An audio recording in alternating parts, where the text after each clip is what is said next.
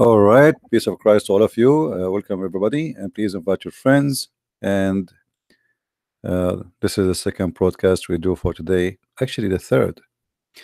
Before you call me Sani, take a break. Don't be a kid. You will call me when I say call me. Before we start, guys, I have a link in the info. I would like to receive your support. This is a petition to the White House, to Trump, to stop the support of the terrorist in Kosovo. Maybe many do not know that America is the biggest supporters of the terrorists in Kosovo. Actually, they are the one who made the terrorists in Kosovo take over Kosovo. Kosovo is the heart of Serbia, is not the land of any Muslim.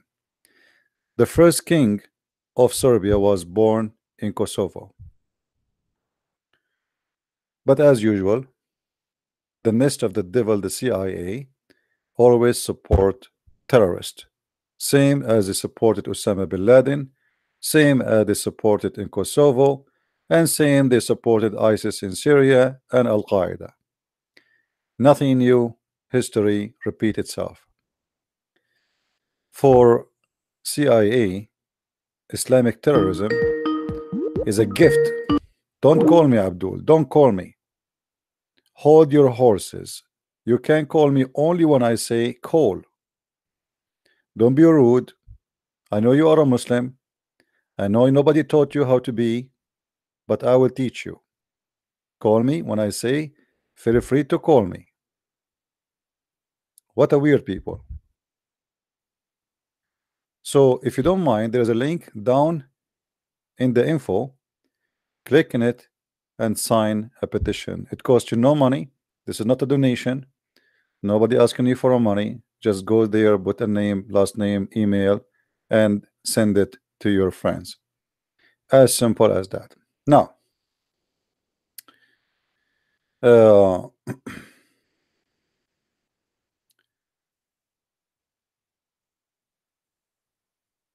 many churches were destroyed, and the land is taken off from the Christians. And this is not new.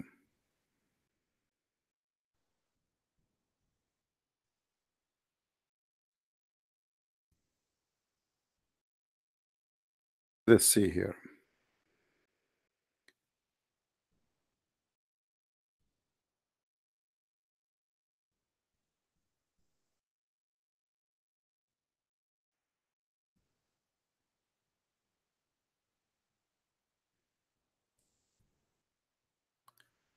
Let me show you on the screen. This is the petition. Will cost you no money, no donation. Just fill up a name, first name, last name, email, and send. And for sure, you can read the petition before you sign it. But I believe that Trump really he don't care. Trump is just another American president who don't give any, I don't want to use the word damn, about the Christians around the world. The only thing they care for in America is Israel, and we know that. So if the building in front of us destroyed was a synagogue, you will see all of America is concerned. You will see the Christian churches around America is concerned. But as long it is not a synagogue, I mean, who care? Those are Serbian, and let their churches get burned, and let the Muslim take their land. That is the truth. However, we as a Christians, we support the truth always, and me myself, I always support Israel. So when I say that they support Israel always, doesn't mean that Israel should not be supported, but I mean, why we don't support the Christians if you are a Christian? And why in the world Trump, who he claimed to be Christian, he don't care for the Christians? Clinton, obviously, he is no Christian. He is a whore, same as his wife. He was sleeping around in the White House, in the office, and his wife, she is no better. She is corrupt. And they are the one who sponsored the terrorists in Bosnia and destroyed Serbia and killed tens of thousands of Christians in that war. Yet the Muslims, they pay respect to America after they support them in Bosnia, and they did 9/11. This is what happened when you support the devil. Now we go back to our topic.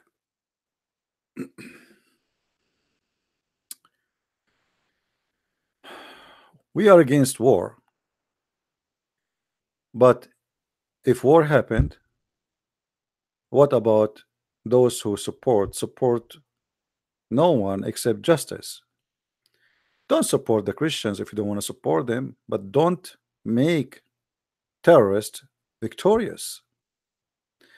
Everybody knows that during the war in Kosovo, Arab was fighting there, Afghan was there, Turkish was there, Albanian was there. I mean, they are having terrorists from around the earth to fight in Bosnia. And the Serbian, they were fighting alone. If there is a criminal, a war criminal, bring him to justice. It doesn't matter who is he. He is a Serbian, he is from Kosovo, but obviously what happened in this war is absolute unjust. And now the Christians in Serbia, and I'm talking now about civilian, women and children, people leaving their houses, churches are being destroyed. Just because the American, they cannot stop supporting terrorism in Serbia.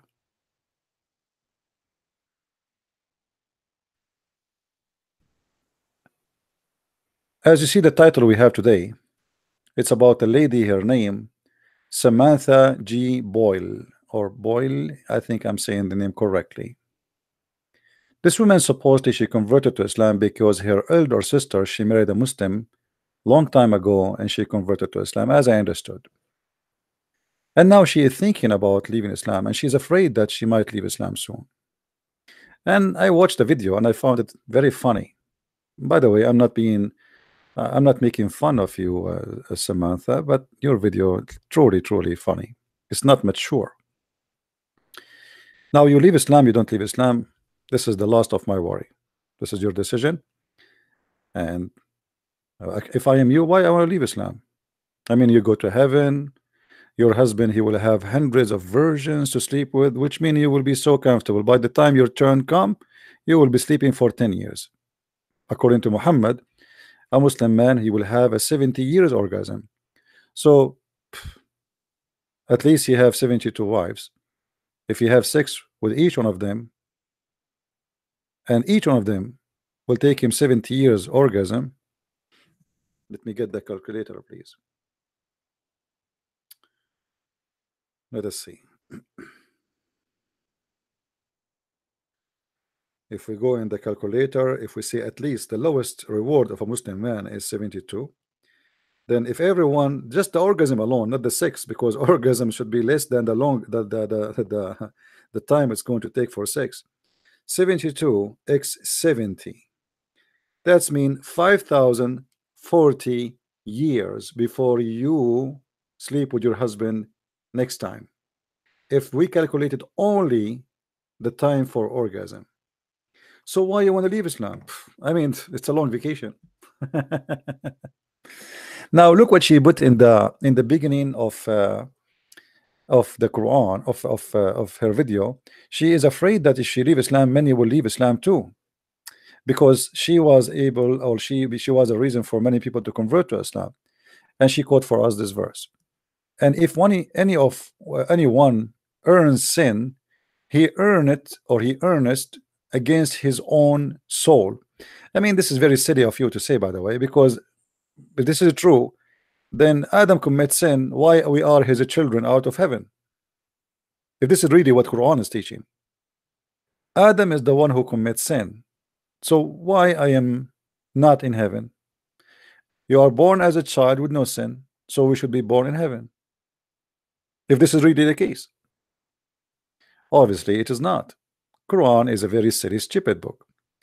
Same time, when you say the Quran says that anyone he earned sin, he earned against his soul, that's mean he will be judged for your sin, not for the sin of others.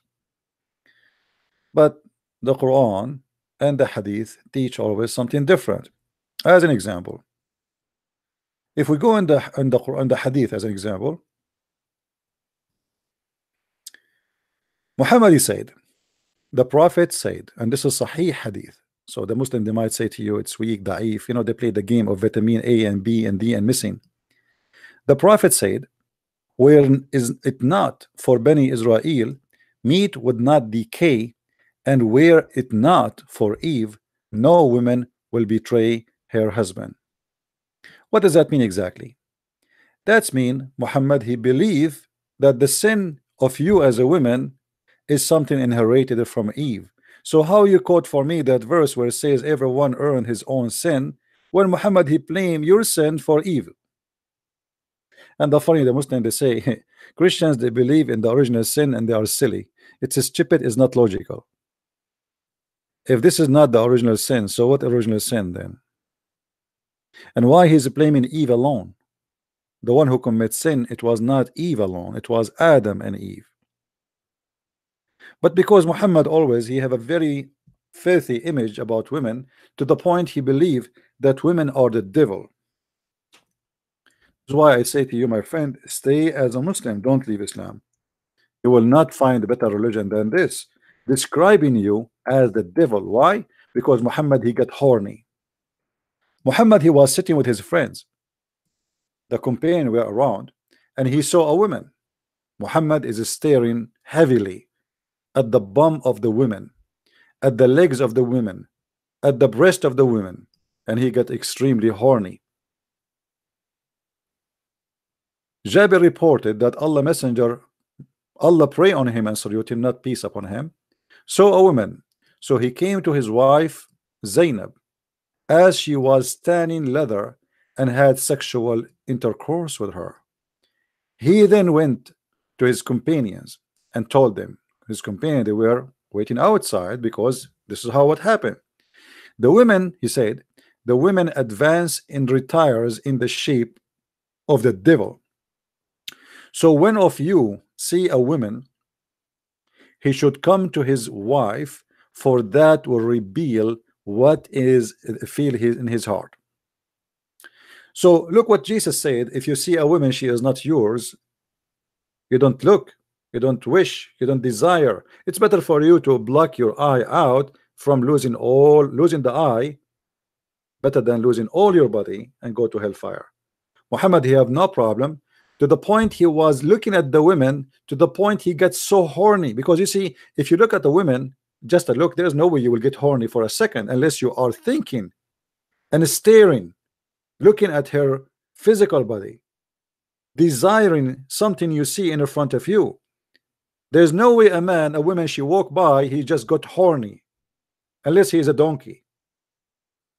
And actually even a donkey, if he do that, because he see a female and he see her simply naked. As I know, as I remember, donkeys, females don't wear panties. So I understand if a donkey he gets so excited and he cannot control himself and though he go crazy, but this is a prophet of God. And look how bad he is. He go to his wife where she is busy doing leather tanning. If you do not know what leather tanning mean, it means she is boiling water, she is boiling colors, she is boiling leather. She look horrible. Yet Muhammad he go to her and say, now. Why? Because I saw a woman outside of my house and she was wearing burqa, by the way, but she made me horny because I was staring at her bum. That is the quality of the prophet you are following. So why you want to leave Islam? You cannot find something like this anywhere in the world. We continue. Muhammad not only say such a thing against what you say in the video, that women are the reason of sin, and if there's no Eve, and as you see, he even blamed the Jews as usual. The Jews are the reasons uh, to be blamed. By the way, I told you I have water in my ears, and I don't really hear good in my left eye. It's going to take maybe a few days before it's dry. But I was thinking, do you think this is what happened because the prophet of the smart, intelligent God, Allah, who Allah told him, he said that Shaitan, he urinate in the ears. So I was saying, Shaitan urinate in my ears, and the prophet never tell a lie. And the prophet, he knew the best. Actually, he know better than Allah. Just take a note about that.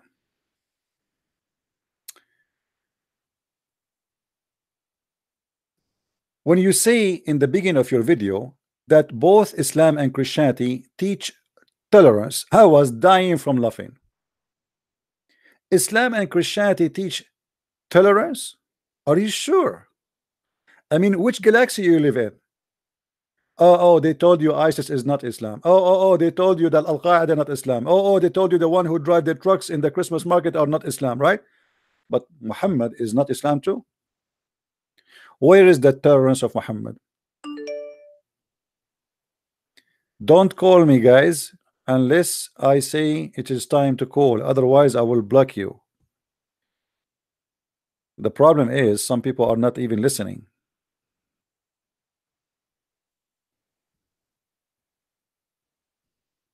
The second they see my Skype is there, right away they start texting me.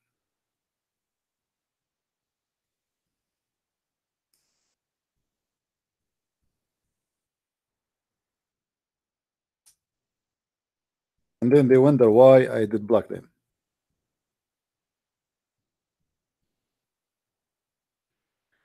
Let us read together. When you say in your video, in this article, if anyone earns sin, he earn it against his own soul. Chapter 4, verse 111. And then we see that your self-acclaimed prophet saying the following. And by the way, before we talk about it, this is Sahih, because you Muslim, you play the game always. Oh, this is weak. Brother, this is weak. This is not true. This is Sahih. Sahih means correct, in case you are not a person who knows what we are talking about. And we can read the Arabic or the translation, it doesn't matter. The prophet, he said, لا تبدأوا اليهود والنصارى بالسلام إذا لقيتم أحدهم في الطريق فاضطروهم إلى أضيقه. What does that mean? Translation. Look at the tolerance of your prophet. He took our land. He forced us to pay jizya. Pay or die. He raped our women. He kidnapped our children. He killed the men. And now whatever left, Muhammad is teaching the Muslims the good ethic. The Messenger of Allah said, don't precede the Jews and the Christians with salam. And if any one of you meet them in the road, force them to the most narrow partition. The narrow partition, in case you do not know, is the sewage. In the old days, the sewage was open. There is a side of the road where the dirty water run. So look at the tolerance of Muhammad, your best prophet, the one amazing prophet of God, the beloved prophet, the one who taught you the amazing ethic. If you see a person in the street right now and he is a Christian, I will force him to jump in the sewage. Why? Because he's a Christian. And yet you say in your video that both religion teach tolerance. Why? Did Muhammad says pray for those who curse you, love your enemy? What are you talking about? Muhammad, the Quran is full of killing those who don't. The Quran in chapter 9 verse 29 says, fight those who don't believe in Allah in the last days, from the Jews and the Christians, until either they convert to Islam or they pay the jizya, which means you kill them, you pay, or you die. And you are saying to me terrorists, and the Christian, they never fought Muhammad.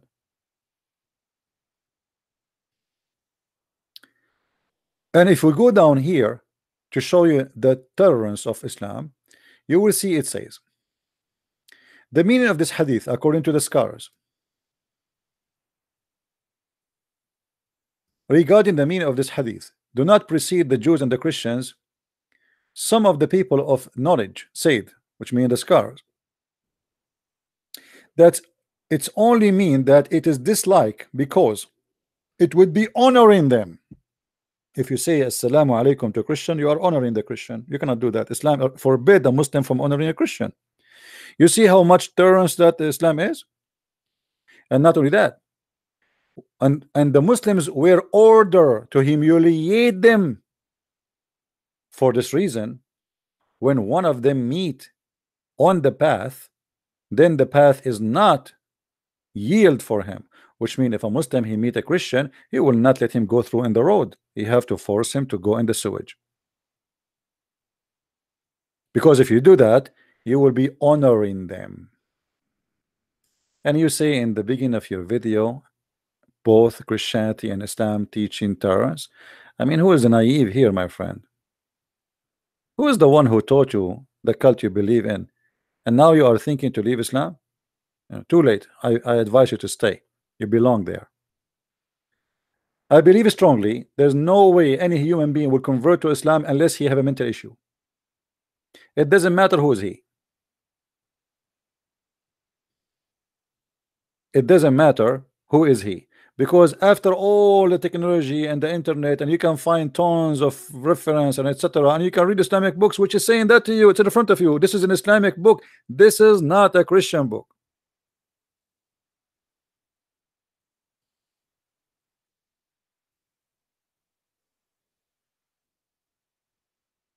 So if you are telling me that after 3 or 4 years being a Muslim, and now you decide to leave Islam, but you don't say why, still you say in the video, she says, still I believe Allah is the only true God, still I believe that Islam is the true religion, but I'm afraid I might leave Islam. What does that mean? This is a true religion? This is a true God? Teach people to hate each other? Not to forget to mention, as long we are talking about hate, the Quran says that Allah, he love to spread hate between the Christians. He love it. I mean, everybody have a hobby. Allah, he have his own hobby to spread hate and enmity between the Christians. You see the nobility of Allah. This God is very noble. He is very high. He is not a savage. He is not satanic. He is God. He is a holy God. And the proof is in front of our eyes. And with those who say, "Lou, we are Christians, we made a covenant," but they forgot the part of what wherefore they were admonished. Therefore, we stirred up enmity and hatred among them till the day of resurrection. Aha! You know what? Let us say the Christians, they are lost. The Christians are not good, not trustworthy, not. By the way, Christians are the most people who give to charities and help people around the earth, and nobody can beat them in that. But let us say Christians are the same as Boko Haram and Taliban and ISIS and every criminal in this world. Is that a reason to spread hate between them? I mean, don't they need your help? When the Jews, they said to Jesus, "Why you are speaking to those sinners?" He said, "I came to the sick, not to the healthy." Your God, he will make the sick more sick. Don't call me, don't call me, my friend. Why you are calling me? What's wrong with people?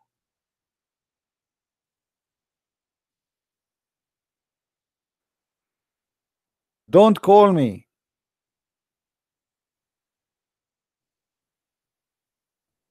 Sometimes I feel like I'm talking to a bunch of kids. Don't call me when I have a topic. Don't call me. If I have a person speaking to me live on air too, don't call me, because you are wasting your time. How I can talk to you if he's talking to me? When I say please feel free now to call me, you can call me.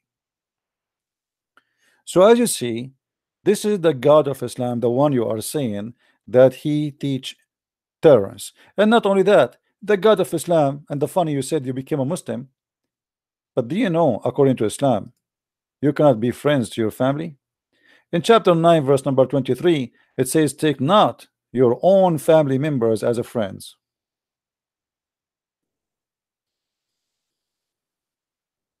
just because they are disbelievers. Where is the tolerance of Islam?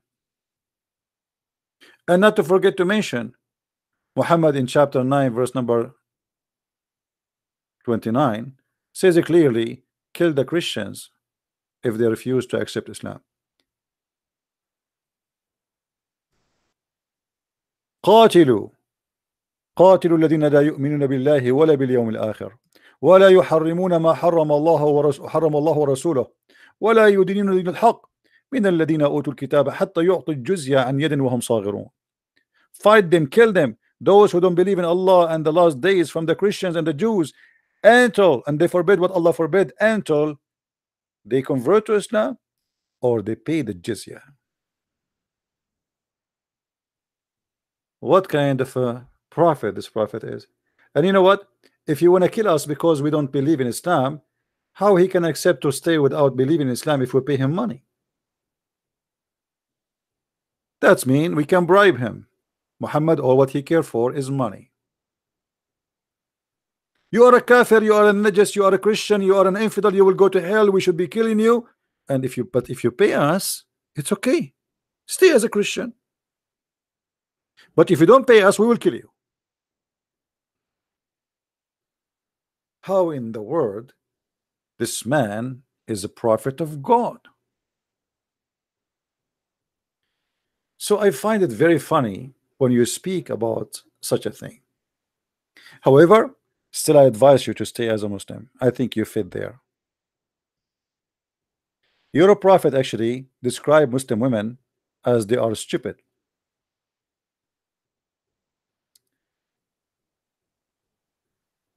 If we go in the hadith, we will find the following.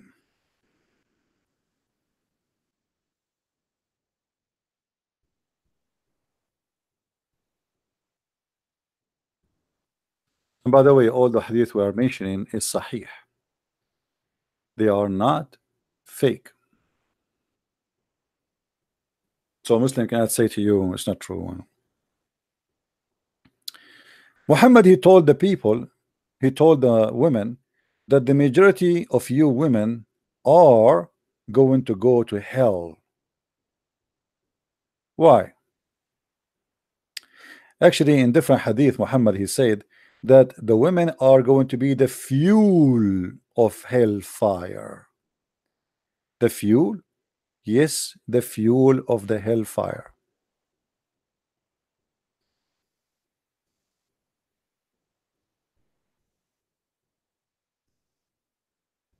By the way, I noticed in your video you keep saying I'm afraid, I'm afraid, I'm afraid, because Muhammad, he scared the hell of you.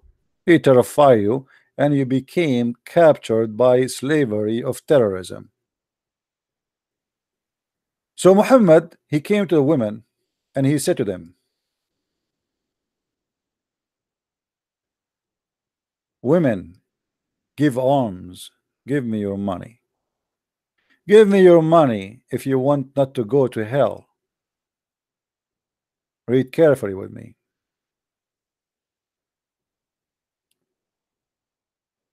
The Prophet said, he asked them to give alms, for most of them are the fuel of hell. The fuel of hell. They are not going to be in hell. They are the fuel of hell.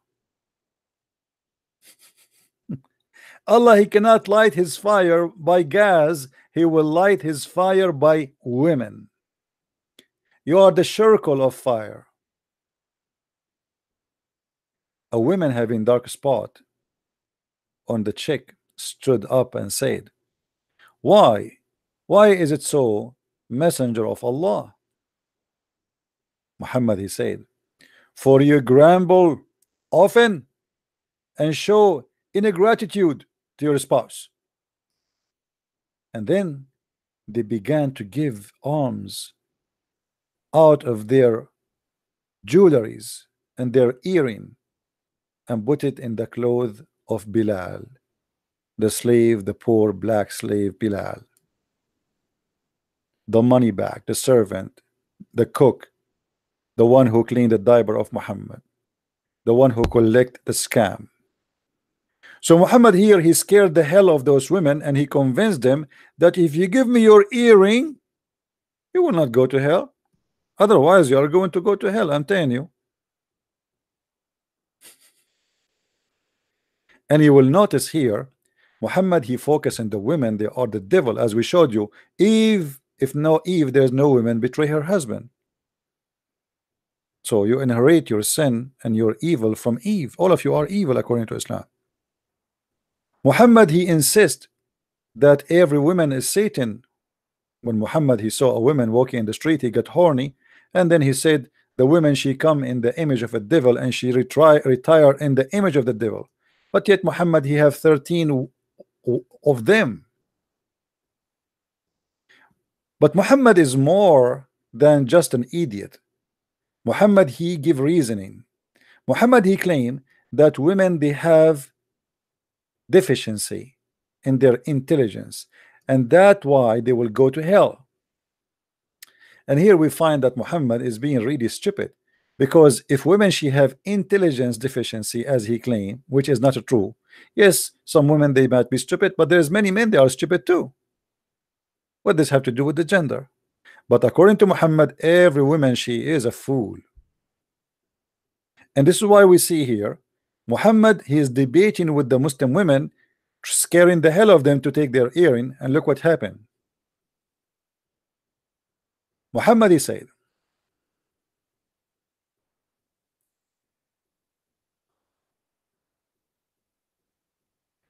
O women folk, you should give a charity and be diligent in seeking Allah forgiveness, because I have seen, i.e.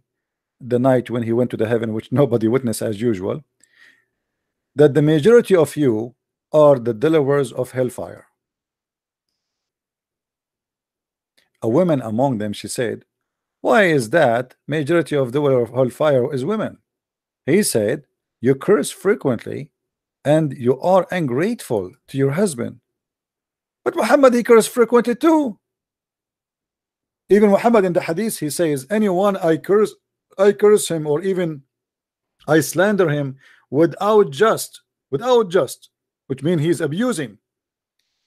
I made an agreement between me and Allah that will make that a blessing for you. So how come Allah will take them to hell for cursing, but he will take you to heaven and will make your cursing a blessing for the Muslim?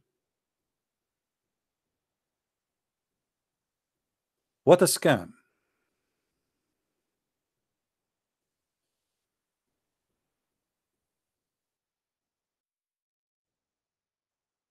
They curse, they go to hell. You curse, you go to heaven, and the one you curse him, Allah give him blessing. Oh Allah, I am being, and if any person among the Muslims who I did abuse or invoke curse upon him, make it source of mercy and purity. If. So the women, they curse, they go to hell. You curse, you and the one he cursed, they go to heaven together.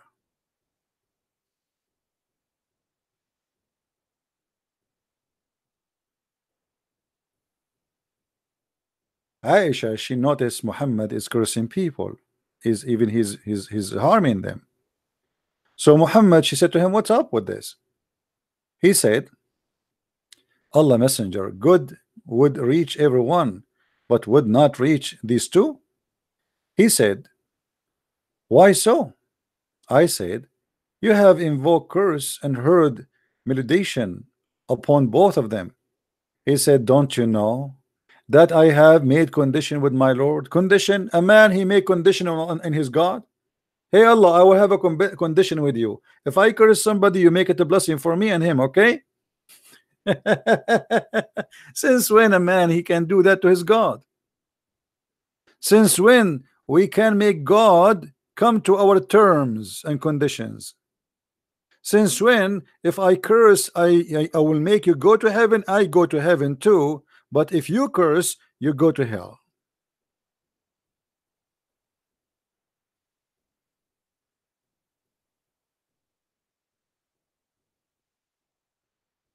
This is a prophet of God.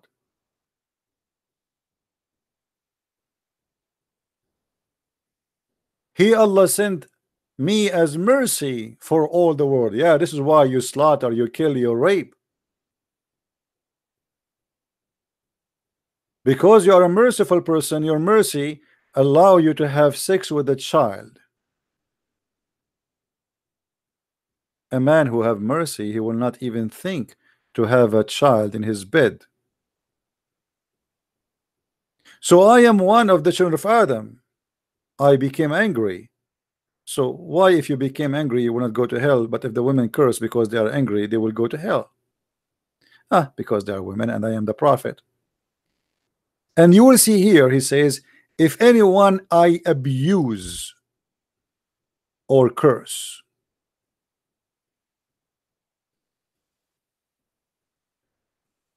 How that can be a prophet of God? Then she said something very important. She said she is afraid that Allah will make her lose her belief. And this is true. The God of Islam is the devil. When you say you are afraid that Allah will make you lose your belief, you just said that the one who make you leave Islam is Allah, not the shaitan.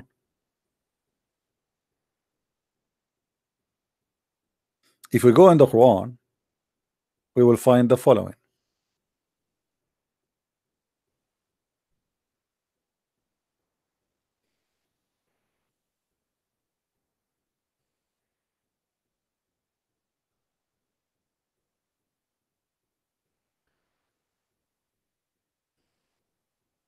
Which verse we will show you? I mean, there's endless. This is a book of the devil.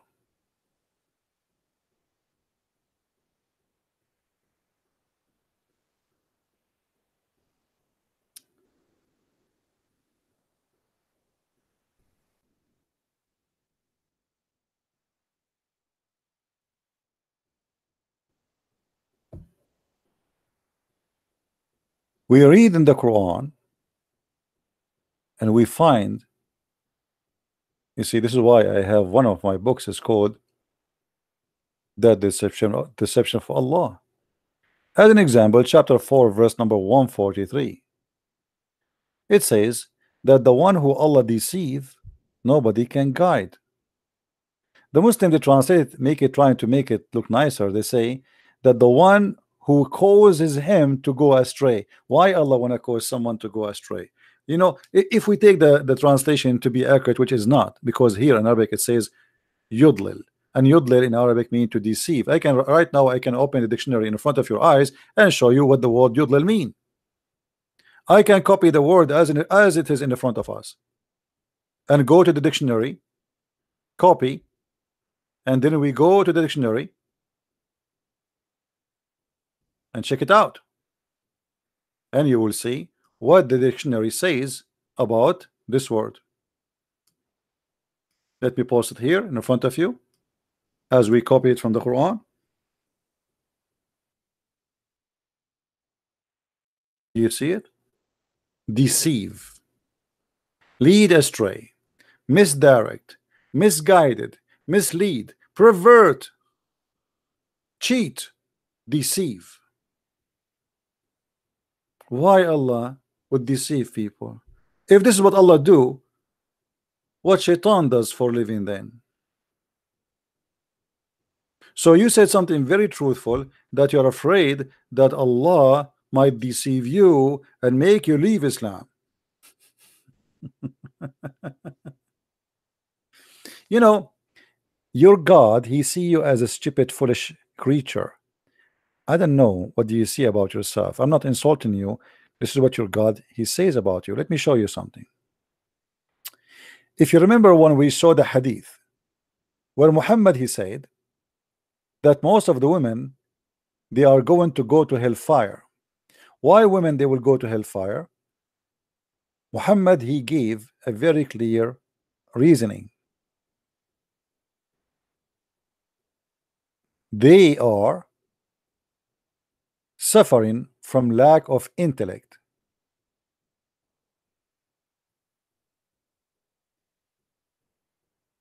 and they are, which means they are stupid,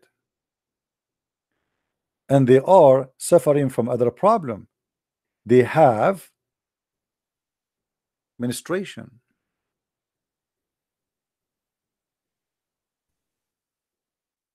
Have you ever heard of a stupid teaching like this? I will explain to you in case you are slow. When a woman she asked Muhammad, what is the lack and what is the lack of our intelligence, as you see in the screen? Why you are accusing us that we have a lack of wisdom and we have deficiency in our intelligence? He said, Muhammad giving now the answer. Why we are going to go to hell? Because simply you have a lack of wisdom and fear in religion. So they have two things. How we can prove that women they have a lack of intellect and intelligence in Islam? Muhammad he said, what is the when a woman she said, what is our deficiency in our wisdom and in our religion? He said, your lack of wisdom can be well judged. Actually, in Arabic it says proved from the fact that the evidence of two women is equal to one man, which mean according to Islamic teaching, according to the Quran, actually this is a verse in the Quran, women are not allowed to be witnesses and at all actually, unless it is about borrowing money, and very few cases. As an example, if a woman she gave birth to a baby, because only women she can get inside the room, in this case a women they can be witnesses. Otherwise no women are allowed to witness in a capital punishment, which means anything have to do with theft, crimes, killing, anything. Women are not allowed to be witnesses, only in the case of borrowing money. So Muhammad here is saying to the women, the proof that you are half a brain and you are stupid, even the Quran and Allah he says that you are not allowed to be equal to a man, two women equal to one man in the case of witnessing, in the case of money. And then he says, well, and the other deficiency you have, you don't pray the same as the men. Why we don't pray the same as the men? Muhammad he explained, he said, because you have menses, because you have menstruation, so you don't pray like men, but you are the one who forbid them from praying and fasting when they have their menstruation. So look how stupid this argument.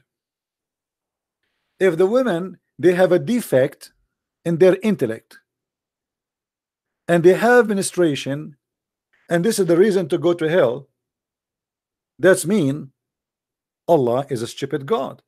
Because who is the one who made the women with the defect of intellect? Isn't it Allah the maker? If he is the maker, so now you want to punish her for you made her a foolish? Who is the one who made women have menstruation? Isn't it Allah? So you are saying the women they will go to hell because they have a lack of intellect, which Allah he is the one who created them this way, if it is true, and he will send them to hell because they have a lack of a deficiency of religion because they have menses. I mean, who is the stupid here?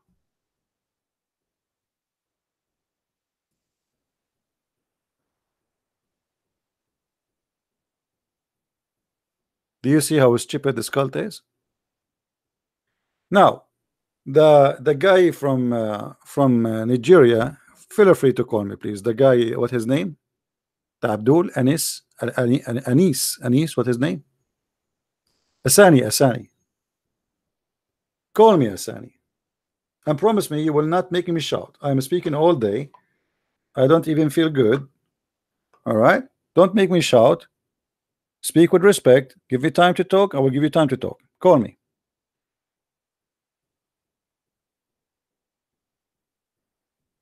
I will call you.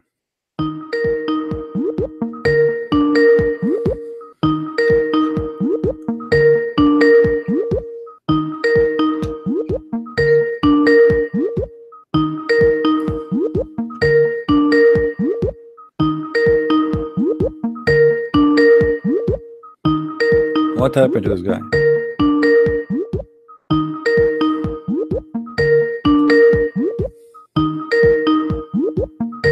All right. I'm not going to call you until tomorrow. Call me when you get back. And don't forget to ask for permission from your mom before you call me. We have another Muslim. He said he want to challenge me. Let me find him.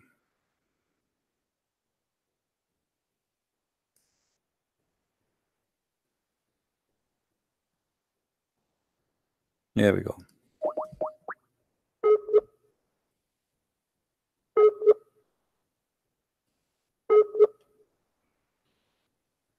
This guy is gone.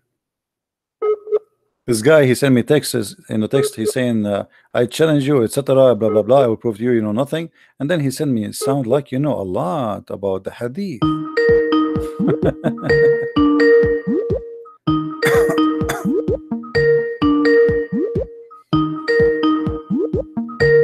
Answer, Abdul, answer.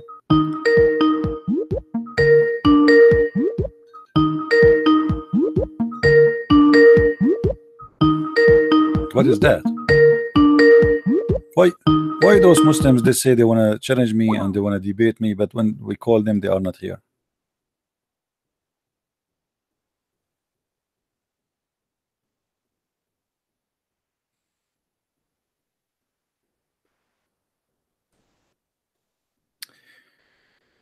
I am a big fan of yours, CP. God bless you. I just ordered your books. Well, I hope you enjoy it, and don't forget to make a review after you read my books, my friend. Who is a Muslim want to tell us how Muhammad he is a prophet of God? How is God he says such a foolish thing? And by the way, this is Quran. This is not only hadith. This is not only hadith. If we go in the Quran, chapter 2, verse number 280, you know what? Hold on.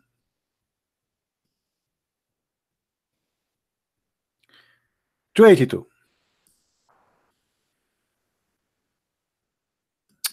I'm getting old. The Quran says, if you want to borrow money, you have to have witnesses. That's good. However, two men of your men, and get two witnesses out of your men. Is what the Quran says. The Quran did not mention the women. Women is the last chance, last choice, because women are stupid, as I said, according to Islam. Requiring witnesses to attend the dictation of the contract. And if there are not two men available, then a man at least and two women. This is a requirement only for contract that directly or indirectly involve money. This is only in the case of money.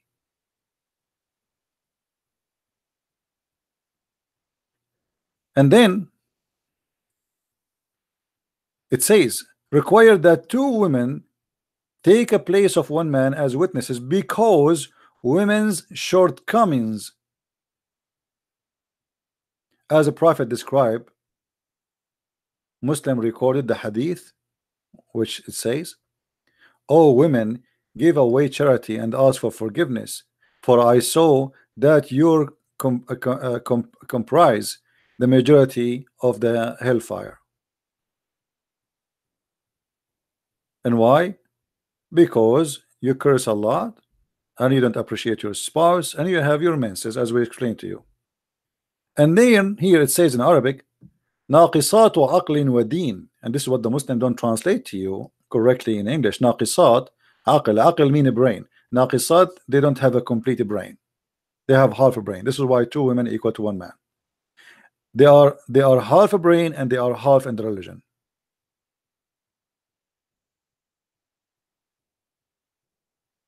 Oh Allah Messenger, what is the shortcoming in our mind?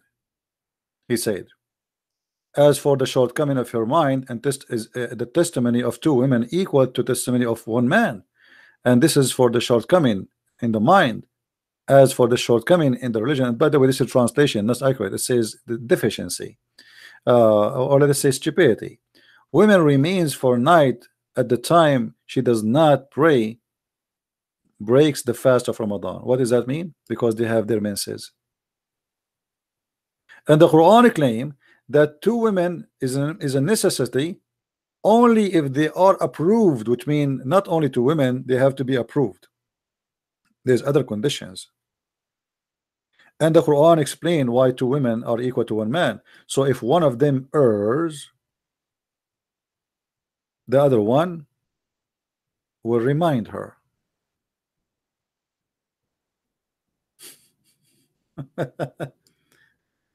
And here we find that this wisdom is full of stupidity, because if women is half a brain anyway, what is my guarantee that the second woman she will not be half a brain too?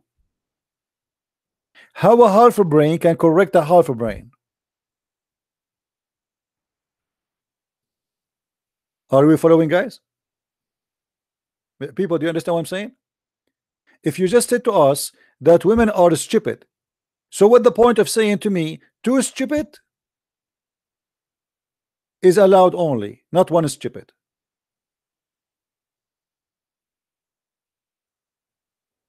Do you understand, Muslims? He's a liar. He is in my list. I just called him. What blocked him? What blocked him?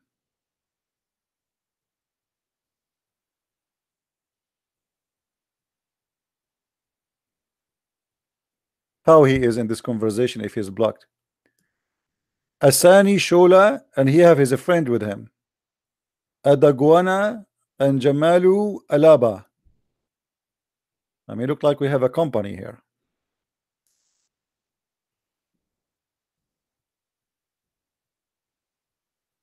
What about to bring the family?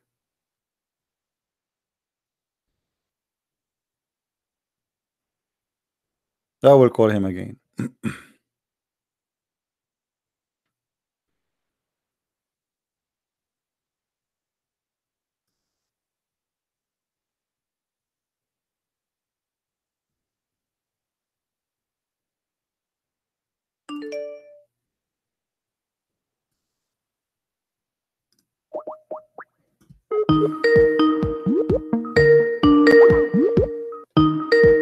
Answer.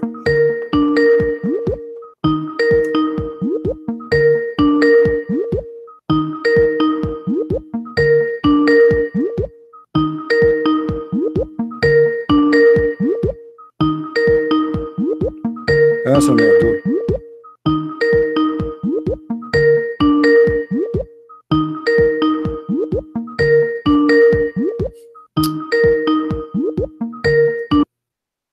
Hello? Hello? Yes, Hassan. Hello? Okay, before we start, promise me you Hello? will not make me shout. Do you hear me? Hello? Hold on. It's good. Do you hear me now? Yeah, I can hear you. I can hear Okay, you. promise me, please, before Hello? we start, that we will not shout over each other. Can we do that? Hello, hello. Yeah, we can do that. Okay. Now I want you to give me something, like give me time to talk, and you have No time problem. to What do you talk say? also. What do you say about the topic we are saying that women they are half a brain? Yeah, you talked about women that they have a brain. I have a particular question for you too. I will Before answer you. before you Will you talk promise about, that you answer? you see, if you want to talk to me, you don't say I have a question for you too. Just tell me about first what we are talking about. I'm talking about this topic for the last 30 minutes, and we cannot jump over it. So what do you say? Yeah, as a researcher, I have a question I want to ask you. One, All right. I will answer your question. I promise to answer your question. Okay. But I want you to promise you are going to answer my question. Just promise. Let everybody know I will. you I are will, I going will to answer answer. your question. No problem. Go ahead. That's the promise. I don't trust a Christian, but I will trust I you don't for trust this. Muslim. But now Actually, let's go. my friend, Yeah, I don't trust you insult. because Your Quran trusts the Christians. So how you cannot trust the Christians? don't insult. Don't insult me. Don't Okay. insult Do you me. Now, want me let's to start. do you want me to Now, get you talk about busted? Do you want me to get you the topic. busted? Do you want me to get you busted right now? That Don't the bust Quran me. trusts the Christians, don't trust Muslims. Hello? Do you want me to get you busted right now? The Quran saying you can trust the Christian, you cannot trust the Muslims. Oh yeah, let me see what the Quran says. Quran never mentioned Christian. Please. The Quran never mentioned mentioned Christians. Christian. Yeah, Quran never mentioned Christian. I Show me just finished the my research okay, this again. okay, When hold you on. left, I did research more. Me, I'm a researcher. I did research more, and I discovered that Quran has never mentioned Christian. What do you mean by when you say Christians? Who is the Christians for you? Thank you very much. Now, there is difference between Christian and Nosoro and Jew. There are distinct differences. In religion, there is something we call history. Historical is part of life. So now, when we talk about historically, the genesis of a Christian is from the Rome, while the genesis of a Nosoro is from the Jerusalem. I It's think from you what? can get From it what? there. Now, from Jerusalem, historically, The I know Nasara you are is from learning. Jerusalem. Yeah, Nosoro are the true follower of Jesus then when he was alive. Hmm. Christian never have any contact with Jesus when he was alive. The person that created Christian is Paul, according to Acts chapter 11, verse 25 and 26. That is the first. You went in hold, my friend. So, I Nosoro. lost you. You went in hold. What you said? Go ahead. Say again. Okay, yeah. I said there's one between Nosoro and Christian. Quran has never mentioned Christian. If you check the Arabic text very well, there's nothing okay, like let us Christian. make it clear. Who is Nasara? Let us make it simple. Who is the Nasara? Thank you. Thank you. The Nosoro are the follower of Jesus when he was alive. Those who listen to Jesus' words, just that follows footsteps. And according to them, they are Nosoro because they are from a religion, from a particular region called Nazareth under Galilee in Israel. Israel is the state. Galilee is like a city, while Nosoro is like a community name. If you can check that in Matthew so chapter now 21. Nasara, so according to your Quran, you are saying Nasara is coming from the Nazareth, yes? Yeah. Okay, where we can find that in the Quran? I didn't say Quran says, please. I didn't say so Quran where says. You get this from? Where you get this from? Where you get this from? Historically, I said history. Okay. I'm a student of history. I'm talking about okay, history. Is that the correct history? Hello? Do you agree that this is the correct history? Yeah, it is the correct history. Yeah. Do you promise me that you will not change your mind if I show you a verse from the Quran saying the opposite? That's what? It doesn't matter that's what. You just said the history, and you said the history is the correct one, that the Nasara is coming from the word Nazareth. Correct? Everybody heard you. Now, hello. Let me finish the explanation. So no, don't finish because we don't want to jump, my friend. Hold on, one by one. Okay. Everybody heard you. It's recorded. You said that the word Nasara is coming from the word Nazareth. I said to you, from where? You said it from history. I said, are you sure? You said yes. I said to you, is that the correct meaning? For sure. You said yes. I said, now what if I show you the Quran saying the opposite, something different? What you will do? That's what now why I'm saying this is that what you will do if I show you that the Quran says something different? Okay, I want to tell you that Quran did not say anything different. My friend, what this I'm is not saying. the question now. Why you don't tell me? Why you don't tell me what you will do if I show you the Quran says something different? Because you are saying you are sure that the word Nasara is coming from the word Nazareth. Everybody heard you, and this is the truth according to you. So if the Quran is saying something different, that means the Quran is saying a lie, correct? Hello. Do you want to get me clear? I have not landed. Let me land. You hang me in a place. Let me just land. We want to make sure. You just said something very important. The word Nasara. Hold on. We promise each other we will not fight. We will not shout. Hold on. Yes. You said the word Nasara is confirmed by history, and this is what you believe, that it's coming from the word Nazareth. Correct? Okay. And this is the truth. Anything else is a lie. So I want you now. No, that is not what I'm saying. No, this is what you said. You are the one who said to me from the beginning, Nasara are not the Christians, and Nasara is coming from the word Nazareth, and Nasara is coming from this. I asked you from where. You said from history. So now if we show you from the Quran something else, which one is the truth? I want you to know that the Quran is also a reference to my history. I want to put Quran as a reference. My friend, don't change the topic. Don't change the topic. You are the one who confirmed to us, it's recorded, that the word Nasara is coming from Nazareth. And I asked you many times and you said yes. Oh my God. So what we will do now? Don't get me. What we will do now? Now we have, you see, in history, don't play games. Don't play games. You said history. You said you agree with the history, and this is the correct way. Yes. And this is why you quote from me history. So now I'm asking you for the last time, if I show you from the Quran that Nasara is not coming from the word Nazareth, what you will do? That is what I want you to understand, that you may misinterpret it. You may misinterpret it because Quran is also a reference to my book. Let me bring my proof as a reference from the history. In historically, we have reference purpose to prove a point. Let me bring the Quran also. I have Bible to prove my point. I have Quran to prove my point. I have Hadith to prove my point. I know what I'm saying. Okay, but I am the one who asked you. Is it in the Quran? It says that the Nasara is coming from Nazareth. You said it's not from the Quran, correct? I said that's the statement I brought is not that Quran says Nazareth. No. Quran never says so. I'm asking you now. Quran also do you confirm for the last time? Don't waste my time, my friend. For the last time, you said that the word Nazareth is coming, the word Nasara coming from the word Nazareth, and this is what history proved. So you believe in this. This is the truth, correct? Okay, proceed. Okay, no, don't tell me proceed. You said okay, that's mean this is what you believe. Don't change your mind after 2 seconds. Do you agree?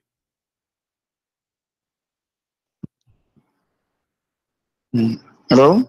Do you agree that, are you sure, are you confirming that the word Nasara is coming from the word Nazareth? Okay.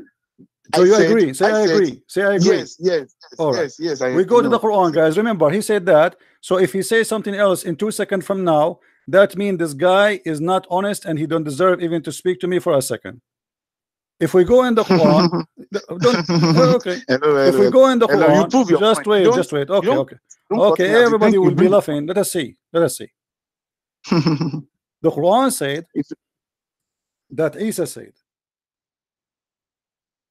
I know where you're going. Hold on. Chapter 3, verse 52. I know where you're going. Quran 3:52 is part of my point. Abdul, what chapter? What? Quran chapter 3, verse 52. Yeah, you heard me talking to that guy, right? Okay, hold on. Okay. Yeah. So because you heard me talking to your master before. Okay, here in front of us it says that the Messiah Isa, he said to them, who want to be Ansari ilallah? What Ansari mean?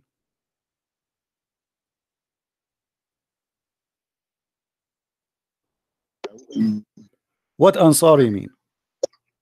Hello? What Ansari mean? I'm asking you, what Ansari mean? Yes. What the word the word Ansari mean? Go ahead. That's what I want to say. I say anybody that follows, that believes in a particular prophet. Ansar means helper. I think you are an Arabic. Ansari mean what? Yeah. Yes, those that when you help in the course of doing something, literally. Okay. So what Nasara mean? Ansar.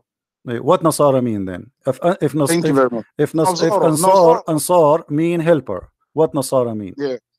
No, now Nasara is a particular. I lost you. Say again. The genesis of Nasara is not from Arabic. What I do is this. What is your reference for this verse? Do you have an interpretation we can read together, confirming what you will say to us? Yeah. No. It's something you understand well. It's something you understand well. I will tell you. If it is no, let me know. If it is not what you believe, let me know. Now, what I want to prove is what God wants to confirm. God coined my friend, languages. Don't prove to me what you prove. Don't give me your interpretation. Which scholar you want me to show you in the screen so we can read together? About what Nasara is about. What the word Nasara coming from? Where is the word Nasara is coming from? What word Ansar and Nasara coming from? What interpretation would you like me to show you? Yeah. The first thing I want you to understand is this. If you don't know the genesis of it, my friend, stop playing games. What the word Nasara? What interpretation? Because you can talk until tomorrow. Give me your own opinion, which is farting and nothing but gas. You are not a scholar. You do not even know how to talk in Arabic. You don't speak Arabic. So now I'm asking you, which scholar agree with you, please?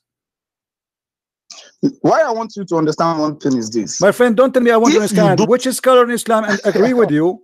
Are you saying to me that you are the only scholar in Islam who believe that the word Nasara came from Nazareth? Hello. Hello. Talk about scholar. No, we are talking about a scholar. We are talking about scholar because you are fabricating stories. Don't tell me that you are the only Muslim who believe in this. Show me the scholar who agree with you. But I had your video when you said you also believe that Nasara are different from Christians. You said, my friend, yes, this is because I'm proving Muhammad is a false prophet. Oh my God! And you believe Nasara is different from Christian? You believe it? I'm You say talking it. about your Quran. my Your God. Quran here is proving you to stupid. You're stupid. For me, I believe that Nasara are the Christians. They are cult. This is Why a do you, cult. This is a now? cult So like you are, Muhammad. so you are Muhammad contradicting Muhammad is yourself. Nasara. Muhammad is Nasara. Muhammad, he married from Khadija. In order to marry from Nasara, you have to be get baptism like them, and you have to be one of them. You cannot marry Nasara unless you are Nasara. Khadija was Nasara, yes or no? Yeah. Okay, how Muhammad marry Khadija if he is not Nasara like her? Yeah, thank you. Do you want me to respond now? Okay, go ahead. Now, there is a time where God gives permission to marry. God allows us, Quran chapter 5, verse 5, He allows Muslims to marry Nasara, to marry Jews. There is an agreement which God gives. Can you read that, please? Quran 5, verse 5. No, answer me first. He gave a permission to marry Nasara? Yeah. God gave But permission to marry my Nasara. friend Abdul, are you stupid or what? Muhammad, he married Khadija before he became a prophet. Hello? Don't abuse me, please. You're a Don't prophet. You're a prophet because you are slow. Why you say to me, Allah, he gave him permission when he married her long before he became a prophet? So Muhammad, he gave him permission by Allah to marry Khadija? What you don't understand is God is a protected God. He has protected Muhammad because he knows what is going to tell him. What protected Muhammad? I'm asking you how Muhammad married Khadija. You said to me Allah gave him permission, but Muhammad at that time he's not a Muslim. Thank you, because God knows that he knows where he's taking him to. What God he told? What are you talking about? I ask you how Muhammad he married from a Nasara if he is not a Nasara? You said to me, Allah, you are the one who said to me, Allah gave him permission. Where is the permission? Show me. I said Quran 5 verse 5. But this is long. This is long after, Abdul. What's wrong with you? I'm talking about Khadija before Muhammad became a prophet. Thank you. There is never a revelation. There is never a revelation before Muhammad married Khadija. There's never any revelation that says do not marry. Okay, so how Muhammad he married Khadija then? If he is not a Nasara, how he marry her? To marry a Nasara, you have to be a Nasara. They don't marry someone is not Nasara. In fact, Khadija was never a Nasara. She was not? Yeah. Khadija was never a Nasara. Are you sure? Yeah, historical. Give me point. Give me proof. Give me proof. Why Khadija become a Nasara? Okay, here we go. We jump again. I'm waiting. Okay, if I show you a proof, what you will do? Let's go. Open your proof. Forget about if I give you a proof, what you will do? I'll read it. Because you each time I show you a proof, you jump like a monkey. Here we go. We show you the verse. You start giving me your interpretation. I say to you, which interpretation you like us to show you? You don't wanna quote any interpretation because you know you are a false person. You are fabricating stories. So I'm asking you nicely and kindly. If I show you that Khadija was Nasara, what you will do? Hello. If I show you that Khadija was Nasara, what you will do? I don't understand what you will do. I am asking you because you are saying to me Khadija was not Nasara. So if only either you are speaking based on stupidity and ignorance, or you are speaking based on knowledge. So which one you choose?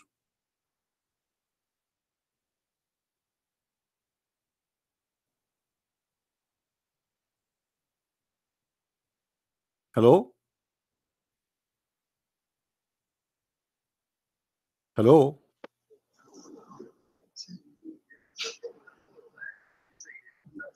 Hello? Hello. Okay. I said I don't understand what the religion of Khadija. I'm asking you, what is the religion of Khadija? Please be honest. What you Muslims believe the religion of Khadija?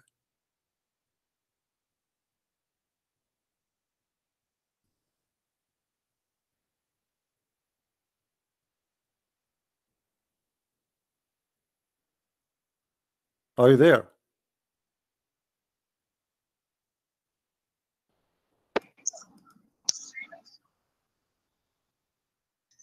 Are you there? Are you there? What was the religion of Khadija, my friend? Can you tell me, please? Hello, please. You said you want to prove something again. You're asking I am asking you, what was the religion of Khadija according to Islam? Can you give me the answer? Yeah, Khadija was Jew. Khadija was a Jew. Okay, here we go. I want you to show everybody here that Khadija was a Jew. And if you can show me that, I will apologize from you. I will say I learned from this guy something I never heard from before, and he is a scholar. He is my teacher. Can you show me that? Hello, hello. I have a point, please. Let Stop me prove playing that point, games. Stop please. saying hello, hello. You hear me and I hear you. I want I'm you to not, show I'm me. not, I want you I to don't, I show want me. to get your Hold on. question. I want you to show me I'm not where saying you I got didn't this hear you. lie that I Khadija hear was a it Jew. clearly. Where you got that Khadija, she was a Jew. Can you prove to me that Khadija was also Nasoro? I can. But as long Yeah. you mention that she is a Let me Jew, see. Let me I want to see. show everybody that you are a specific. I don't want to insult you, but if you could not prove it to me, you have to admit that you are a certified donkey. Do you agree? Hello. Don't stop abusing. I I am need not your question. When I abusing. I say am hello, it giving you doesn't a mean I name you didn't hear deserve, you. I hear what you're because either saying. you are When I say lying or you are hello, saying the truth. So if you are lying, do you agree to say I was do lying? you know Yes you or have no? deviated? Do you know you have deviated from our point? I said I'm Nosoros are asking not you. Christian. I'm asking You are you. now I'm deviating, taking me asking. to I'm Khadija. asking you. I'm Oh my asking God. you. I'm asking you. You know how to run I'm for asking question. you You know how to run where for you can question. show me that Khadija she was a Hebrew. I know one thing about you. What you do is you will take away someone from a topic that we are I deliberating am on. not. You are the one forcing me to go there. Our You are the deliberation one has who been mentioned. You are deviated. the one You who know, you are the one who mentioned that Khadija she was not Nasara, and you are the one who mentioned that she was you a asked Jew. you Show asked us. me. You asked Show me us first. how she You was a asked me. Jew. You Remember, are a you big asked fat me. liar. Every Our Muslim is point listening. still Is remains. laughing at you. Hello. Every Muslim is listening. Is laughing at you. Can you show me the proof that Khadija she was a Jew? That is what I told you, that those that lives then were never Christian with Muhammad. They were rather Jew or Nasoro. Now, do you This know is that not the question, Jew Abdul. also? I want you to Hello, show me hello, the hello, reference. I hello, want you to show me the reference. Stop hello. saying hello. Human You are a being, big fat liar. Show me where the Muslim believe. don't Show me abuse one me reference. now. Show me Don't one call me a reference. liar when You you are have a big proof. fat When you don't liar have like proof, your don't call prophet. me a liar. You say you are a liar. Stop Then calling show me a me. liar. Okay, I'm not going to Don't talk. call me a I want you liar. to show me the Islam doesn't reference. permit me to abuse. Show I me will the have abused reference. you. Show me the Islam reference. doesn't permit you to abuse. I Show will me have the abused reference. you. Islam doesn't permit me to Show abuse. I me will the have done it. reference. You are a liar. Otherwise, you have to shut me up. You Don't have to show me the abuse reference. me. Let me prove myself. Okay, prove to me that Khadija is You a you Nasoro. Yeah, you show me, no, show me, you are the one who show said she me. is a Jew. I want to show everybody You first first that said you are a big fat liar, and then what I you will told show me my was that reference. I want you to show us what you where told you me is get that this what you from. told me that wait now. Where Where did you you get yours got from? this Where did you get yours information. from? Abdul, where you Ah, got this information that Khadija she was a Jew. the region of Khadija. Hello? I know Hmm. you are trying. I know you are trying to run for me. Don't I'm running run. for I'm here sure. with it. Show us, as Hello? long you are sure, show I us said where you get this our point. information that Khadija she You was a have run away Jew. from our point. Can you tell me the genesis of a Khadija Christian? Do was you know a the genesis of Jew. a Show Christian? us where Khadija she was a Jew. My question today. Wait now. Don't run. Shut up a donkey and let me show you that Khadija she was a Christian or Nasara.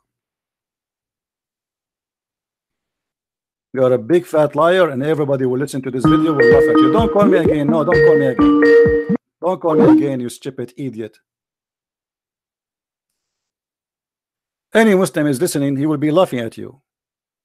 Anyone can go right now and search about Khadija. Was Khadija she was a Christian? All the Muslim they say yes. You are an official liar and you have no dignity.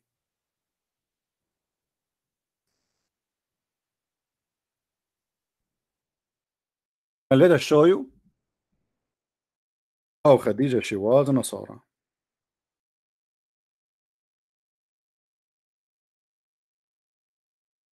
What a stupid idiot. When Muhammad he saw the first time an angel in the Ghar of Hara, the cave of Hara, which is very funny, stupid story. Khadija, she took Muhammad to a man, his name Waraqa ibn Nawfal,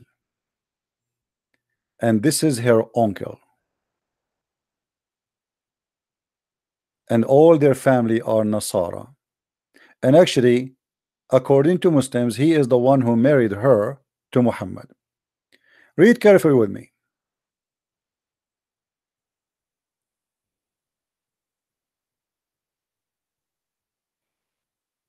This is Sahih al-Bukhari. Muslim cannot say to us this is a weak hadith. Sahih al-Bukhari, hadith number 6982.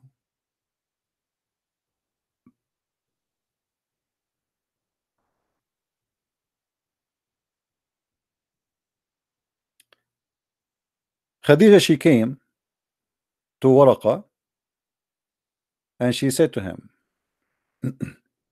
"Oh, my cousin."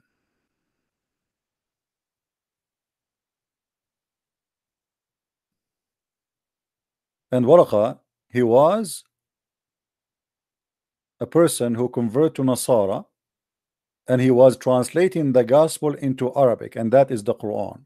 And Waraqa ibn Nawfal is the real father of Muhammad, the physical father by blood of Muhammad. This is why everything about Islam, about Muhammad, you find it with Waraqa. And this is why when Waraqa he died, Muhammad he tried to commit suicide many times. Here we read together that Khadija, she came to Waraqa, who is supposedly Nasara. In Arabic does not say he is a Christian, it's say Nasara. And here you notice how the Muslim they deceive you when they translate the word Nasara as a Christians, but when they want the word Nasara is not a Christian. When they want the word Nasara is a Christian. Why? Because they want to deceive you, make you believe we Islam, we believe in Christianity, but Christianity of Islam, we believe in Nasara, they are Christians, but the fact they are not. Nasara is nothing but a cult like Jehovah's Witnesses. So he used to translate the gospel into Arabic, and this is the Quran. And this is the family of Khadija. And you will see here, when the real father of Muhammad, he died, Muhammad, he tried to commit suicide many times. Read carefully with me.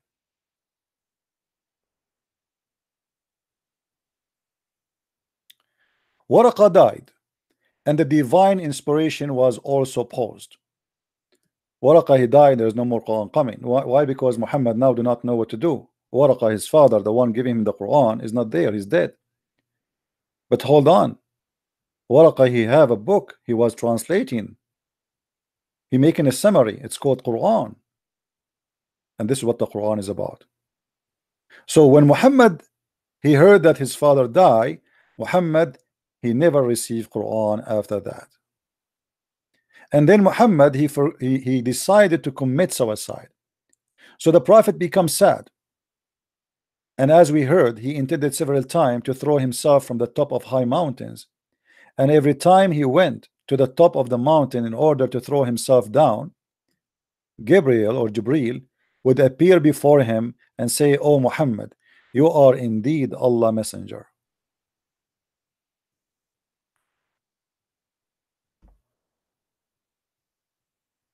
And then in truth, and then Muhammad, his heart will become quiet and he calmed down and he changed his mind from killing himself.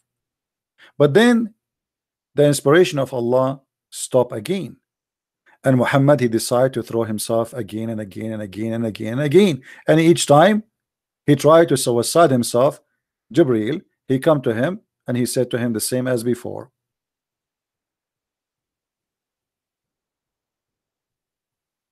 So here we notice that Waraqa, who is the one who married Khadija to Muhammad, is a Nasara.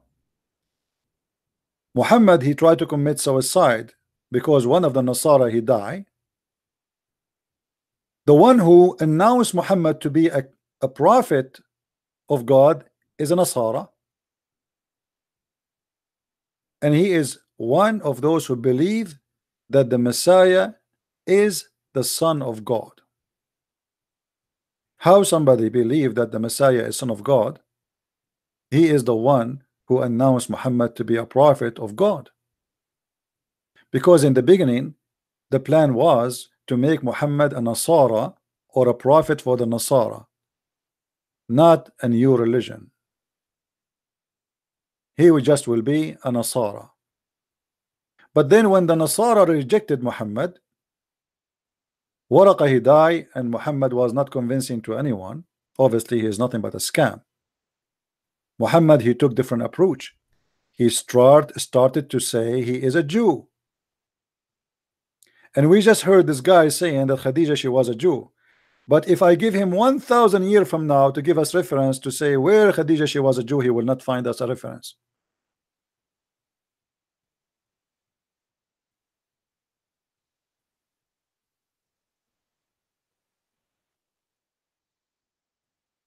Not even one reference.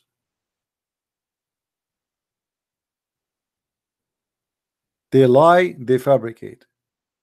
If we go right now and we search in Google, was Khadija a Nasara or a Christian, you will see not a single Islamic website disagree that she is not Nasara or a Christian. Not a single one.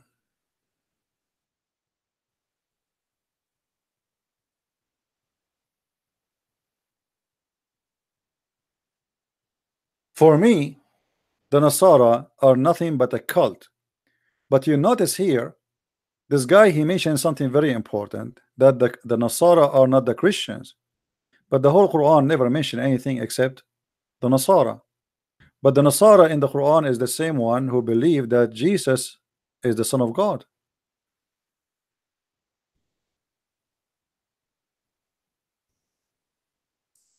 This is not different Nasara. There's only one Nasara in the Quran. Chapter 9, verse number 30 says, the Jews says Uzair, not Israel. You see, the Muslim, they false translation trying to find a name in the Bible so we can say, oh, okay, this is the guy we are talking about. In the Bible, there's not such a name. It's called Uzair, so they make it Israel. There's no Israel. In Arabic, it says Uzair. The Jews, they say Uzair is the son of Allah, and the Nasara say the Messiah is the son of Allah.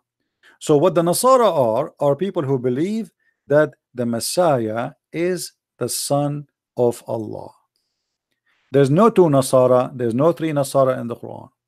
That's why the verse in the front of us says the Nasara, not some of the Nasara. The Jews, not some of the Jews.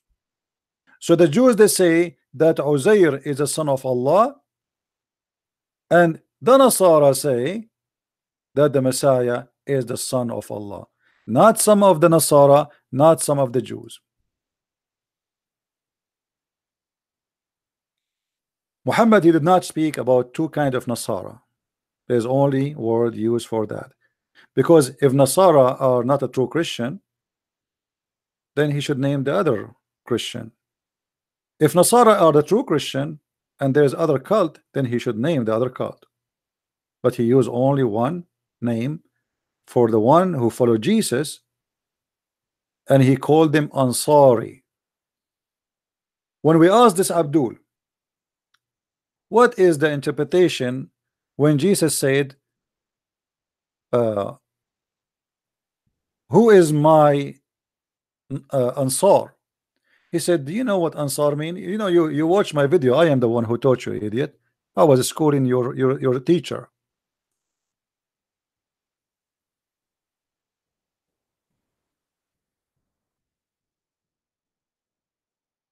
If we go right now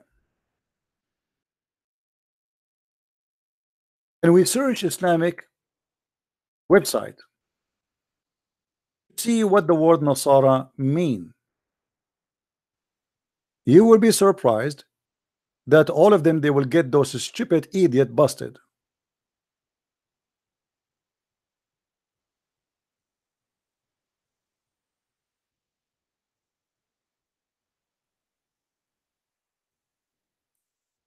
I cannot believe it. How they have no dignity to the point they are willing to lie and say that Khadija, she was a Jew. He was just trying to escape. He thought he can run away, and he say, okay, here we go. The second you say to a Muslim, what about we go and we see what the word Nasara mean according to your Islamic interpretation? He don't want to read that.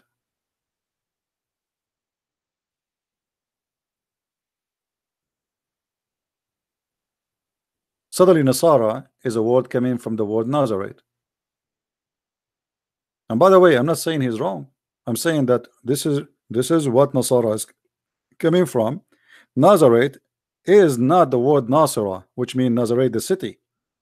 Nazareth or Nazarian is the word mean the poor. The Christians, the true Christian, they call this cult Nazareth, for they are poor, not poor in money. They are poor of understanding the religion.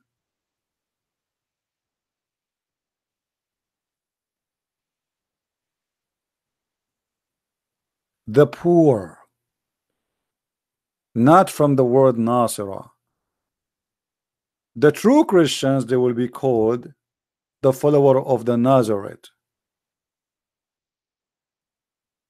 which mean the Messiah himself will be called Nazareth.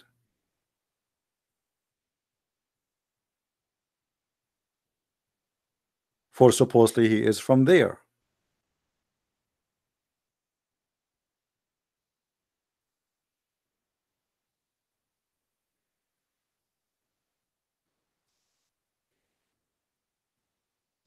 If there is any Muslim was listening to this conversation, and if you like to call me, and you like to tell us what is the word Nasara is coming from, if you agree with those liars or you are a true Muslim, give me a call. Remember, if you call me, you have to prove what you say. Don't tell me historian. You are a Muslim who don't believe in anything except the book of Allah. Historian does not speak about Nasara and the Arabian Peninsula to be Christians. Historian never mentioned the word Isa. Historian never mentioned that Mary is the daughter of Imran. Your stupid God, he think that Mary, she is the daughter of Imran, and Moses is the son of Imran, and Aaron is the son of Imran. So now we have a family, sister and a brother, Moses and Aaron and Miriam, and this is why Muhammad in the Quran he says, "Oh, sister of Aaron." When the Nasara, or sorry, the Jews, they get him busted, and Ka'b al-Ahbar he said to Aisha, well, this is cannot be true because what I know there's a couple of hundred of years between Aaron and Mary. Aisha, she said to him, "Kadhabt, you are a liar." When they told Muhammad about this, Muhammad he told them, they used to tell their children by the good ones of their ancestors. But why by Aaron? Who is Aaron? What about Moses? What what do you mean Aaron? What about, isn't it the Quran says call them by the name of their father? And how can the Muslims who say historian accept that the Quran he called the name of the father of Mary wrong? And how they can tell us how the name of the father of Mary became the same exact name of the father of Moses? The answer is very simple. In the Old Testament, the Bible says that there's three childrens, Maryam and Aaron and Moses, and they are brothers and sister. But this is not Maryam, the mother of Jesus.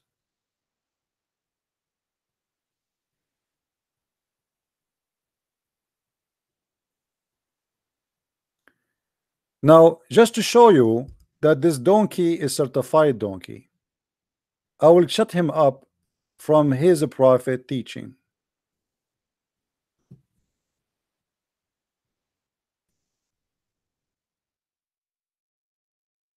Remember, he said that the word Nasara, and he is copying his master, the guy we got him busted before. It's coming from the city of Nazareth. So how you explain your prophet saying the following? He said every baby is born in a fitra, which means he's born as a Muslim, but his parents they made him a Yahudi or Nasara.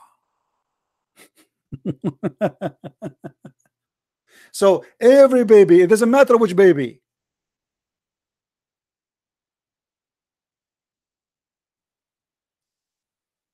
Guys, do you see what I'm saying? Do you see how easy we can get them busted? You're a prophet, he said, every child in the world, not only in Arabian Peninsula, any child, every child is born as a Muslim, but his parents they made him Yahudi, which means a Jew, or you make him Nasara. They make him Nasara. He is not born in Nazareth. They make him Nasara.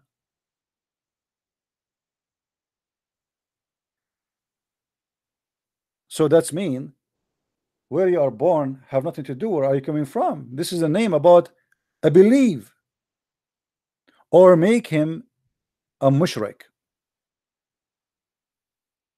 And here, by the way, Muhammad, he get himself busted again.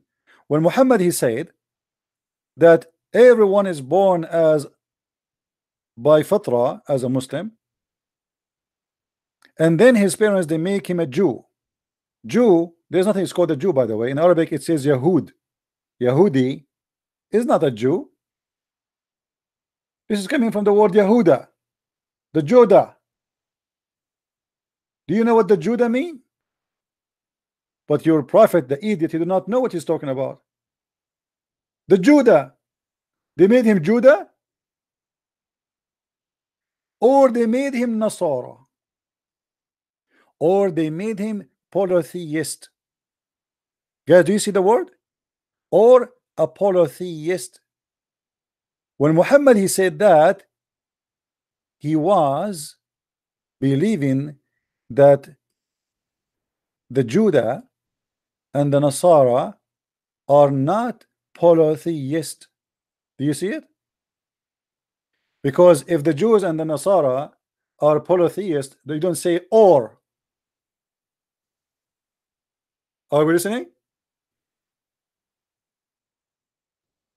Who don't understand what I'm saying?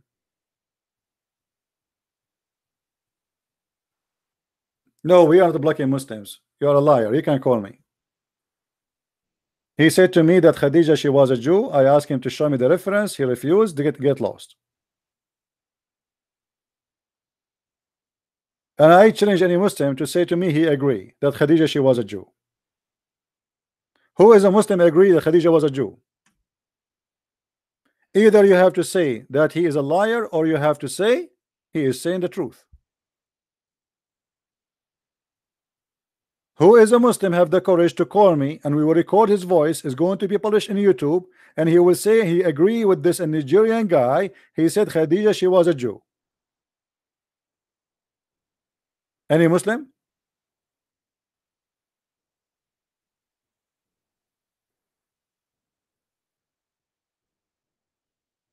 At the Gona Isa?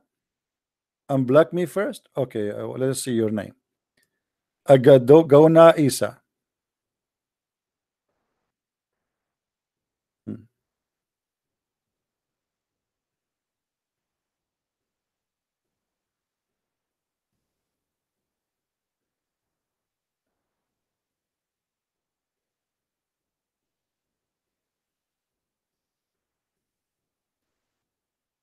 Aren't you the same guy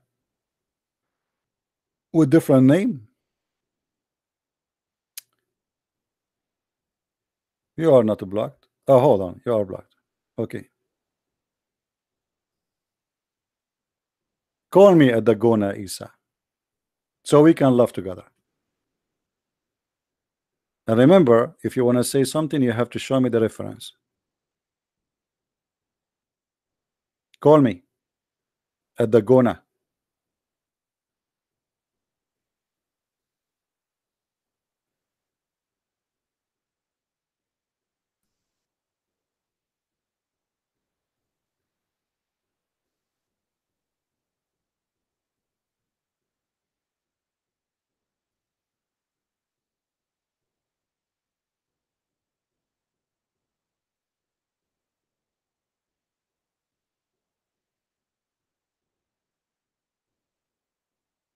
I'm waiting.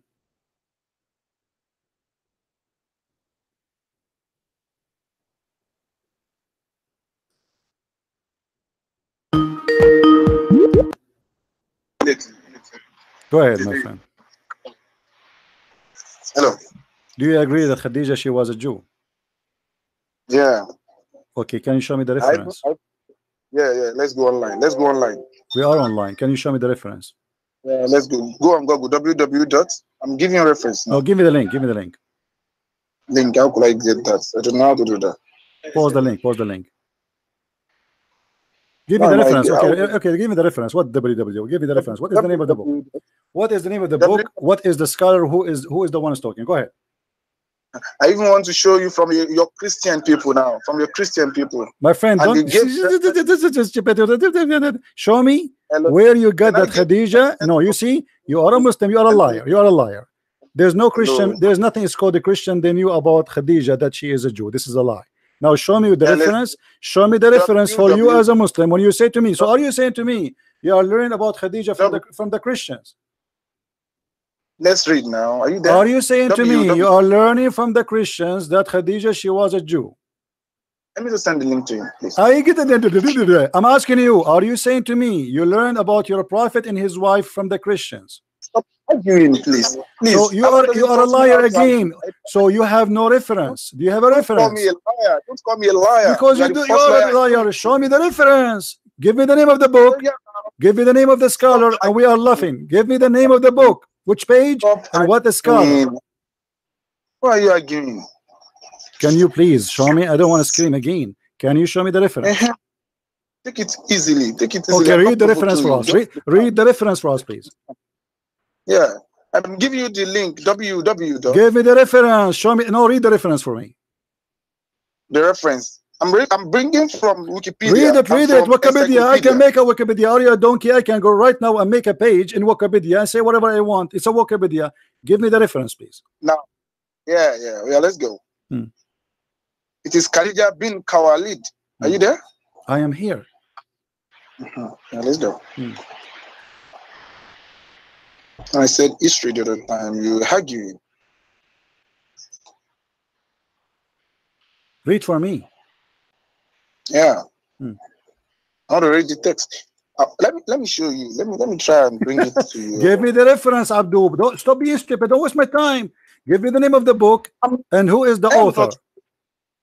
I'm not wasting your time. So it is not. It's not a book. It's not an author. It's a page in the internet. Is that correct? It's not a book. Let me tell you the topic. It's not a book. It's not a book. Is it a book? Is it a book? Is it a book or not? It's a link. I don't care for that. Give me the name of the book, the reference. Stop being stupid. What is the name of the book? If I say you are stupid, is that not an abuse? My friend, you are the stupid because you have no reference. I can post anything in the internet right now. Give me the name of the book. So you are saying to me, so let us make it clear. Let us make it clear. You are saying to me the link saying Khadija she was a Jew, but doesn't say there where they got from, correct? You said? They are saying that Khadija she was a Jew, but they don't say where this is coming from. Historically, Khadija Arabic. My friend, stop being stupid. Historically, okay, give me the reference of the history. When you say historically, it means this is mentioned from a book of history. Can you give me the name of the book? According to the tradition, she became the... Get lost, you donkey, son of Muta. And you tell me, you people, you tell me have patience. www www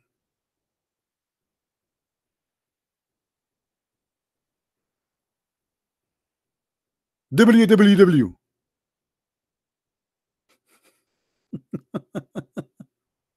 W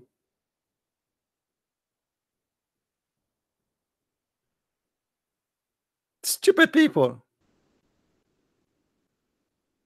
Give me the reference. www according to history. Okay, what history? As long as it's history, it means there's a book. Which book? Have you ever heard of a history? How I go back in history unless there is reference for the history? The second you say to me history, it means this is coming from a book written about history. Which book?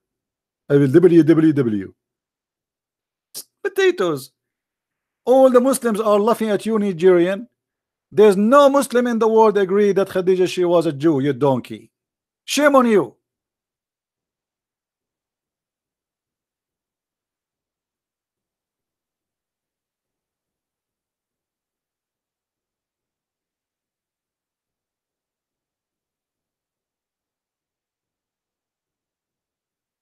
Same time, if Khadija she was a Jew, that means Muhammad was a Jew, you donkey.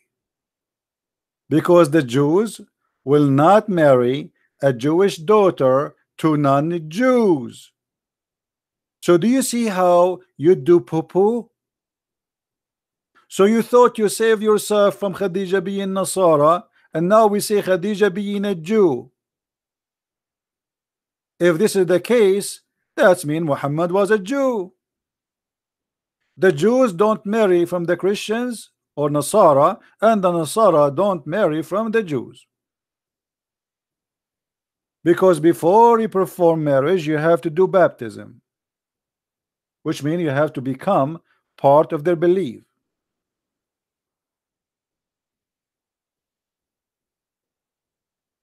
This is how stupid the Muslims when they try to fabricate stories. They fabricate a lie, and then the lie they fabricated, now they need 1,000 lies to cover it. www.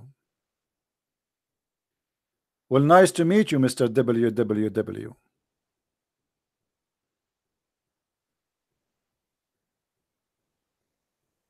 What the name of the book? www. History according to tradition. According to the tradition? What tradition?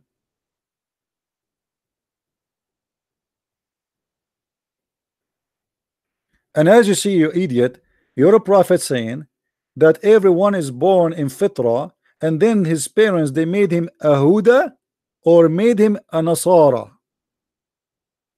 So Nasara have nothing to do you being coming from Nazareth. Nasara is the name of the belief, and the parents make you in such a belief. And by the way, this is stupid to say. Anyone knows why? Anyone knows why?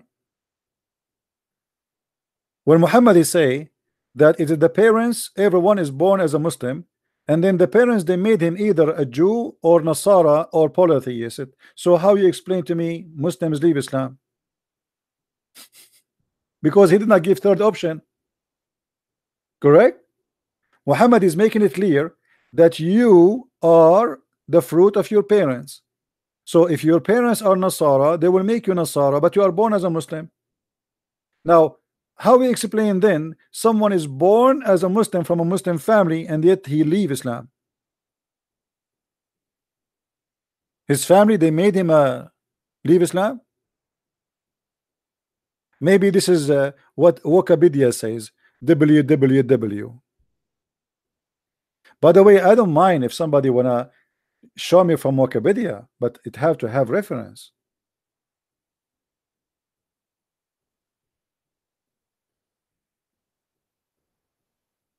You can quote from me from Wikipedia, no problem.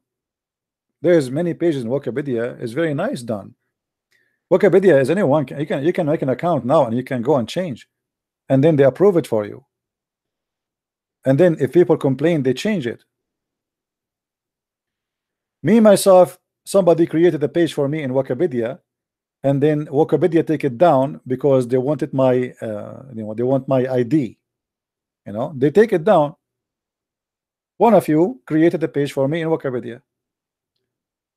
Wikipedia, they ask him, okay, we want the identity of this person so we can keep him as an author. We understand he had many books. We understand he's very well known. We understand, but we want a proof. Who is he?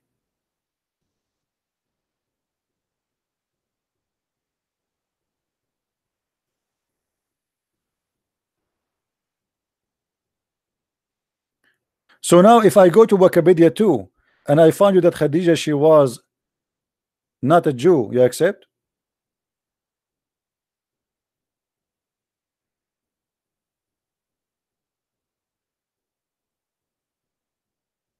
Stupidity versus stupidity.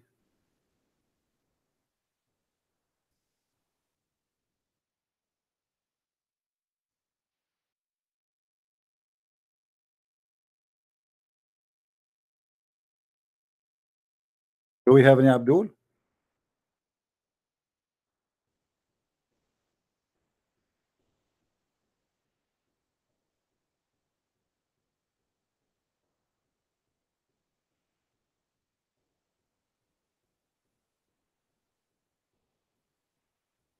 Anyone?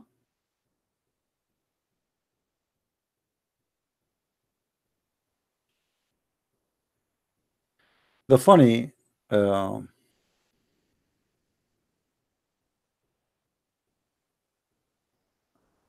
since I was a kid, all the Muslims they say that Khadija she was a Nasara, and then you start hearing those funny dummy people who don't even speak Arabic. Suddenly they want to school us about who is Khadija.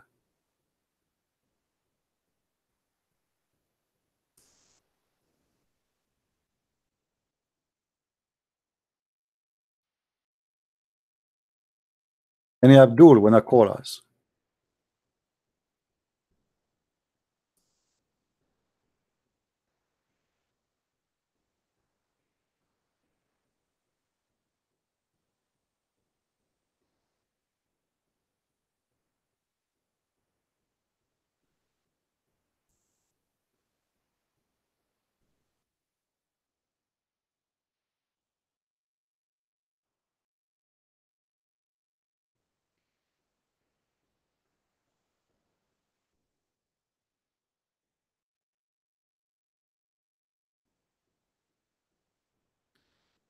Anyone?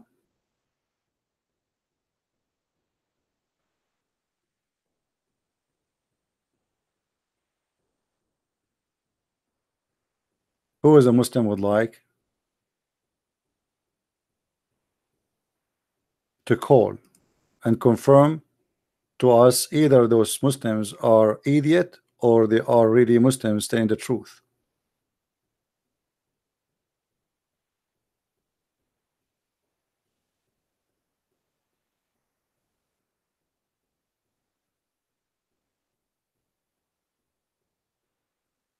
Any Muslim?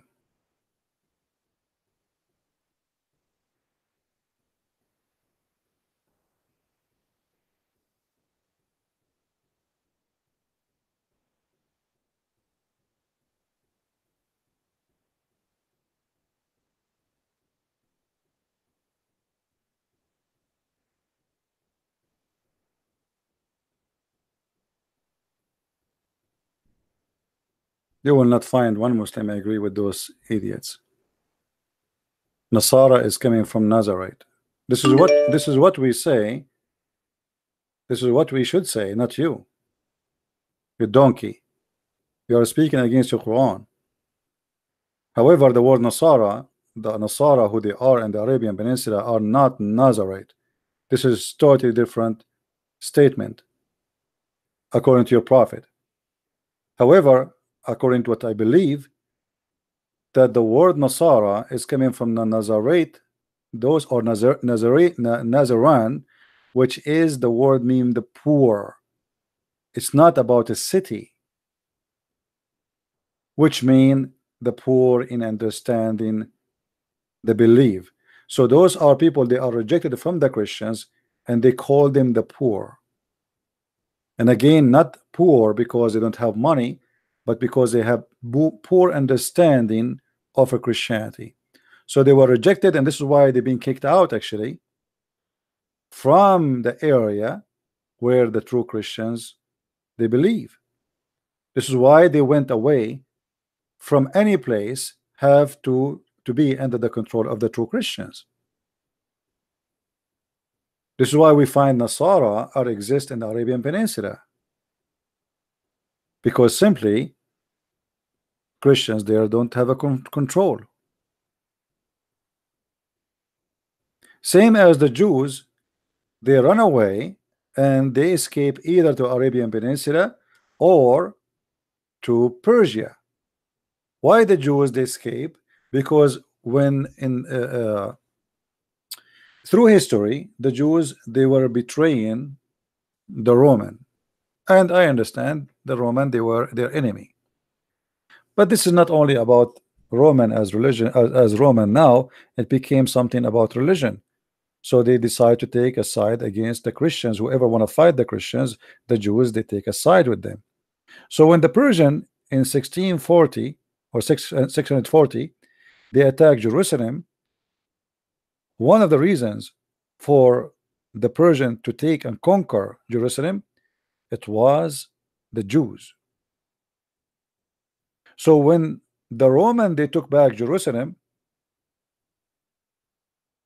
They kicked out anyone. Actually, the Jews themselves, they ran away. They ran away with the Persian. But they did not allow anyone who is a Jew even to stay. This is why the Jews, they run away to any area and at any territory. It is not under the Roman control. After they betray the Roman and they join the Persian in their war, they decide, the Roman, they decide to punish them for what they did.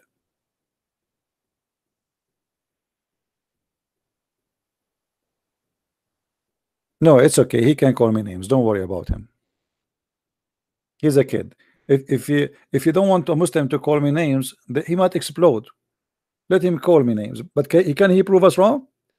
Look, we are talking for the last 2 hours and we're asking him where you get the word Khadija as a Jew. He cannot find us. But even if he say Khadija is a Jew, he's a donkey. Because Khadija, if she is a Jew, that means Muhammad was a Jew. Because Muhammad cannot marry from a woman, she is a Jew, unless she is a Jew, he's a Jew. Muhammad, after he claimed to be a prophet and he conquer, he can marry a Jew because simply he kidnapped her from her family. Like what he did to Safiya. He raped her, he did not marry her. Later he made her a wife. But if you want to marry legally from a Jew, you have to be a Jew.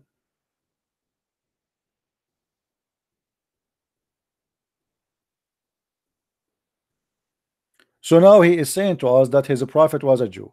And actually Muhammad, he tried he worked hard to be, by the way, to prove that he's a Jew. This is why Muhammad, he took an shahada saying that he's a Jew.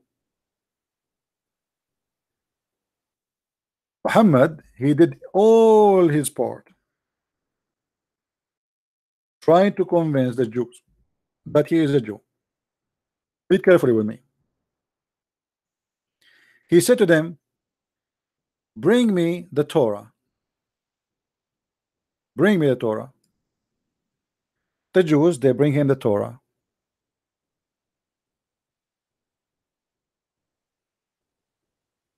Bring the Torah, and it was then brought to him. To him who? Muhammad. Then he would draw the cushion from beneath him and place the Torah on it, saying, I believed in thee and in him who revealed thee. Muhammad, he just took Shahada, claiming that he is a Jew, because now he believed in Yahweh, not in Allah. He believed in Torah, not in the Quran. Who is the one who sent the Torah? If the Muslim, they will say that he is Allah, well, not according to the Jews. There's nowhere in the Torah the word Allah appear.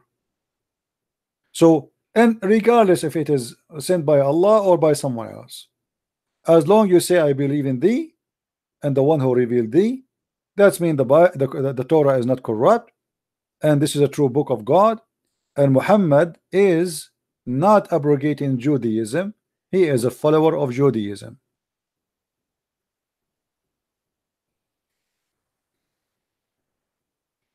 And as long the Quran says in chapter 9 verse number 30 that the Christian, they say, the Jews, they say that Uzair is a son of Allah, that's mean he believe in that, because this is what it says there supposedly. Even the Quran says that the Christians and the Jews, they say we are the sons of Allah and we are his beloved one. The Quran says, well, if you are his sons and his beloved ones, so why Allah he punish you because of your sin? So Muhammad here, he says he believe in the Torah, which teach that we are the children of God, but this is totally against Islam. So either Muhammad here is being hypocrite, trying to convince the Jew that he is a Jew and he don't mean his oath, he's a liar, or he mean it, that's mean he is not a Muslim.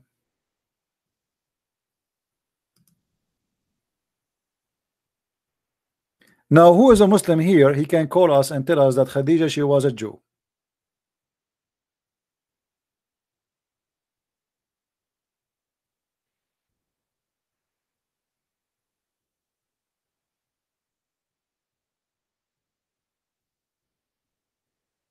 Anyone? Anyone I blocked for a reason. He must be a stupid idiot. As you see, I give them all the time, and then I am not going to waste my time screaming. We are scholars, not kids. When you mention something to me, you have to prove it.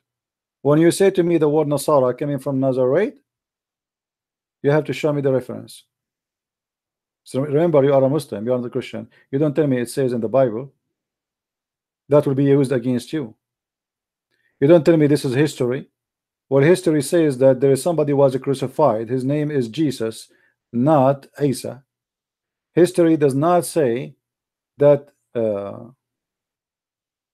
Musa he saw al-Farisi. Sorry, what the word? A Samiri. If we go in history, look at the stupidity here. As long you are talking about history,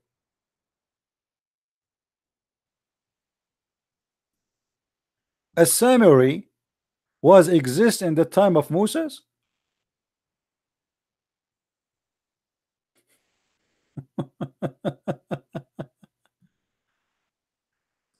Are you sure?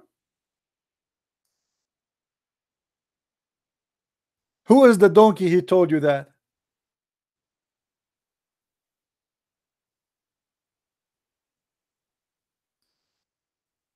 As long you are a Wikipedia person, do you like to go to Wikipedia and do some search so we can laugh together?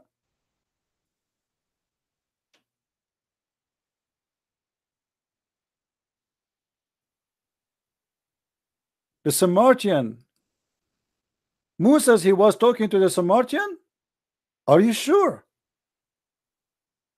Well, the Quran says so. There's no way the Quran he will make such a mistake.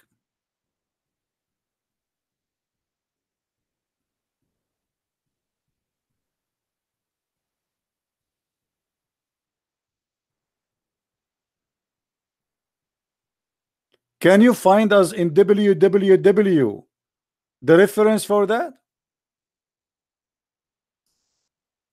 Huh, Abdul?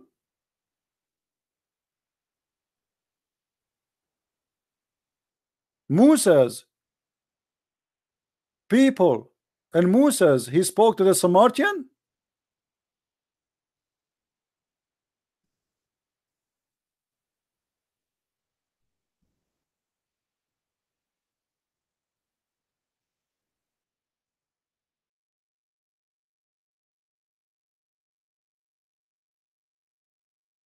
Unbelievable.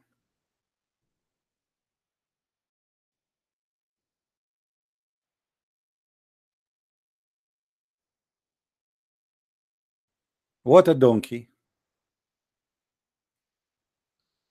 And by the way, this is mentioned in many places, not like only one place. It's mentioned in chapter 8, chapter 20, 85,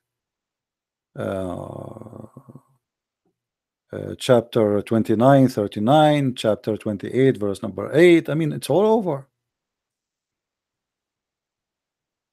One, it says the Samaritan, he was exist in the time of Moses, and he spoke even to Moses, or the Samaritan spoke to Moses. And the other one says that Haman was the minister of Pharaoh. But Haman have nothing to do with the Babylon. I mean, with the Egyptian. This is a minister of the Babylonian, the Assyrian. How Haman became a minister to the Pharaoh? In chapter 29, verse number 39, there's a guy. His name is Qarun in Arabic, which means Aaron, I think, in English. And Haman, both of them, they are Egyptian. But those are not Egyptian.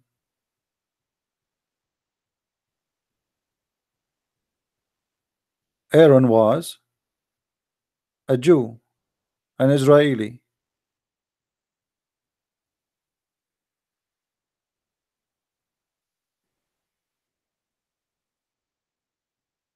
The one who made the Jews worship a cow is a Samiri. The one who made the people of Musa's worship the cow is a Samiri. How in the world that happened?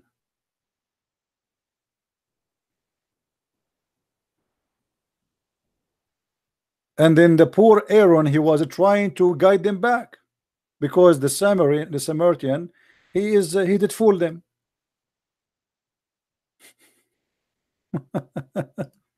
www www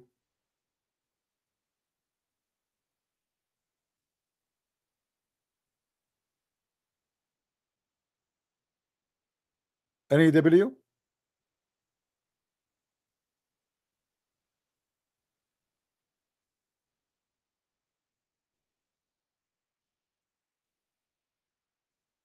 No, you gave us no point. I changed you to give us the point. Here you go. Show us in the text and the reference so we can laugh. If you are already giving us a point.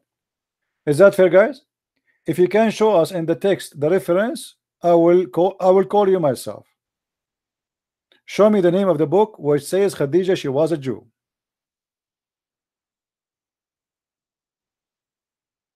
When I say something to you, I say Ibn Kathir he said, I say Al-Qurtubi said, I say At-Tabari said, I give the reference, I say the hadith of Sahih al-Bukhari, number, etc. Give me the reference. Show us, here we go, I'm waiting for you. You are just a kid. Potato. Keep crying. Everybody is laughing at you. And your recording will stay in YouTube and people will laugh at you, and one day your son will grow and he will say, "Mad daddy, you told the Christian prince that Khadija she was a Jew. That means the prophet was a Jew, brother, Baba."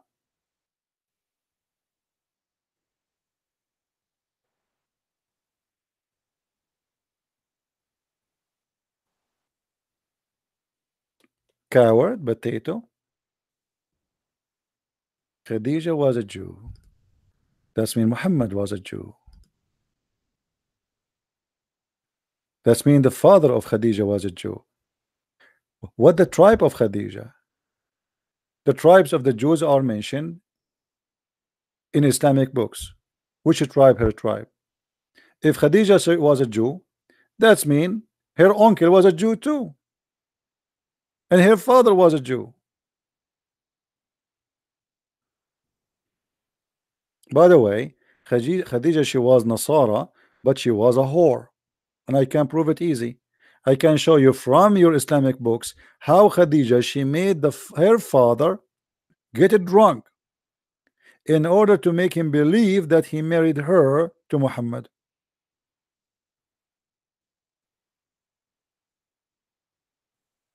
Who want to challenge me to prove the reference? You see, here we don't say WW. We give the names of the Islamic books, not Christian books. Who is a Muslim want to challenge me to show the reference, and I will make you read it yourself. She made her father drunk, and the man, when he woke up, he told her they changed his clothes. They made the father drunk, and when he is drunk, they change his clothes. So the guy, he woke up, he says, "Why I'm wearing those clothes?" You know, the Arab, when they have an occasion, which is very normal. I mean, even now, if you have a wedding, you wear different clothes, right? So when he woke up, he was wearing the expensive clothes which he wear only in occasion. So he was saying, "What happened? Why I'm wearing those clothes?" She said, "You forgot?" He said, "What?" He said, "Yesterday it was my wedding and you married me to Muhammad." "I did not marry you to Muhammad." And actually he took his sword and he wanted to go and kill Muhammad, because Muhammad is not qualified to marry his daughter, neither his family. Then Khadija said to him, "What do you want to say? People, they will make you a joke. They will say you were drunk and you married me to Muhammad and you are not aware."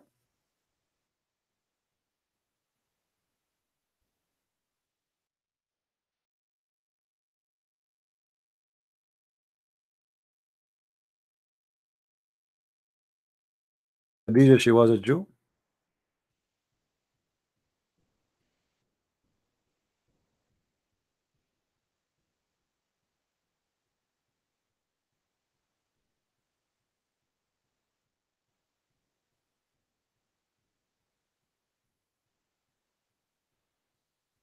Let me show the reference so the Muslim will not say I'm making things up. You know them.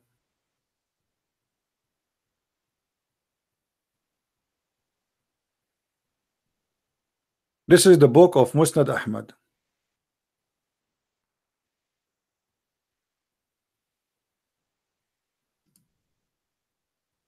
Let me open here this website here. Don't play in this browser correctly.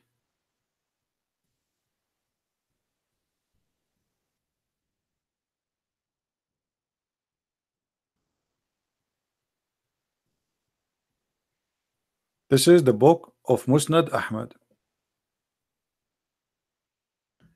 Print 1993, 1414. The book name Musnad Ahmad, Musnad Bani Hashim. Reference 2846. Read and love. This is not Wikipedia. This is Islam library.islamweb.net, and this is the book of Musnad Ahmad.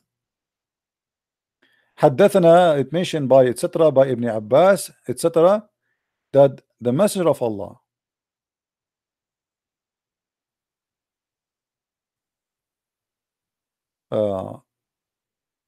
he mentioned Khadija, and he was, and her father, he don't like to marry her to him.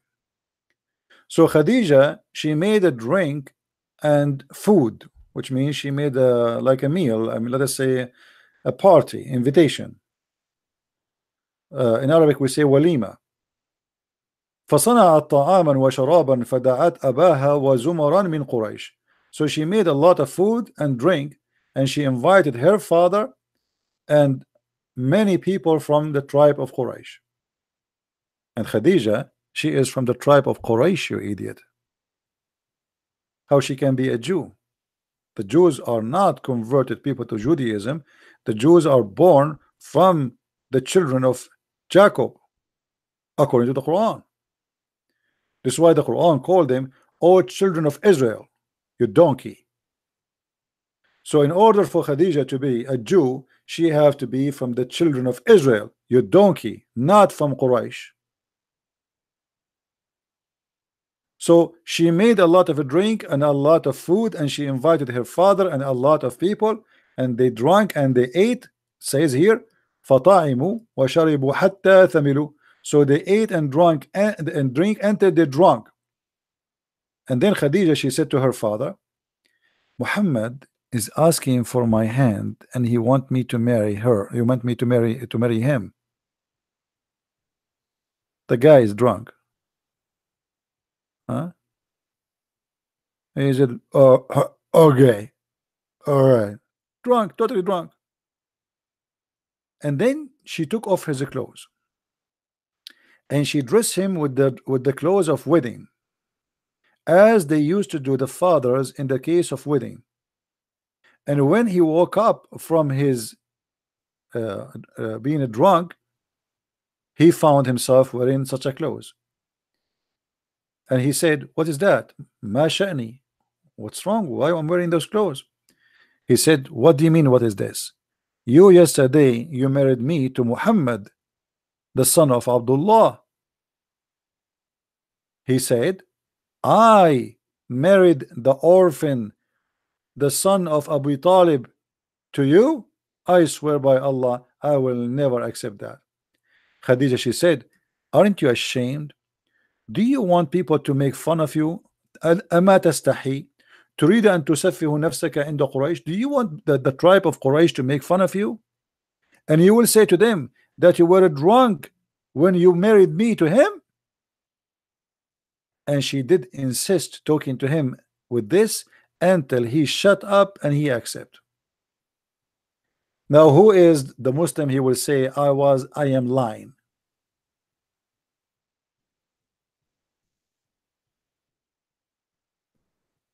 That is Khadija, my friend. Obviously she is a whore. The marriage of Muhammad was based on wine and party. The first thing Muhammad he did in his life, it was a fraud. The father did not marry Khadija to Muhammad.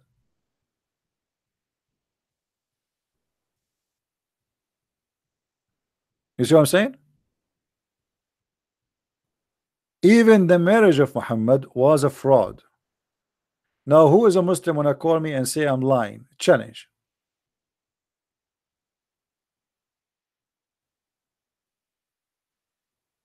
Yeah, you are the one who have IQ, the one who believe that the Prophet said, whoever come first, the baby will resemble the father. Or you are the one who is smart because you believe the Quran saying the backbone is where the sperm coming from, or the hail is coming from mountains in heaven, or the baby was a sperm and became a congealed blood, and then Allah made him a loop, and then he made him bones, and then he covered the bones with the flesh.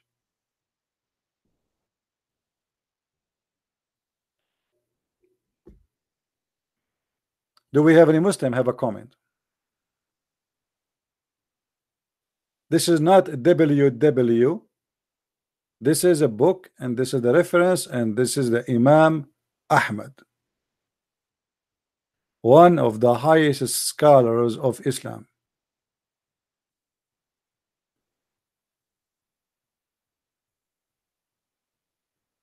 Any comment from the Muslims? Any objection?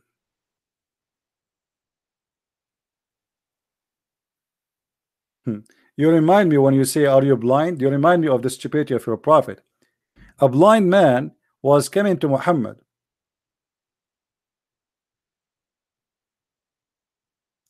Muhammad, he said to his wives, wear the hijab, wear the hijab.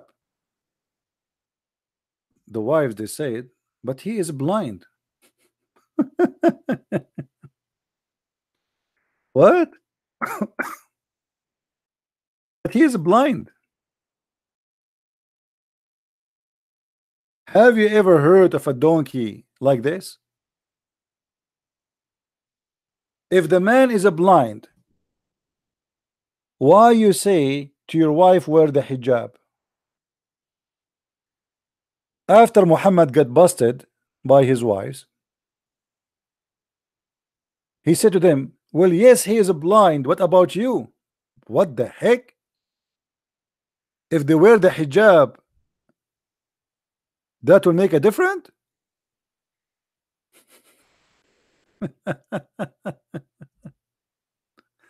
What a stupid man.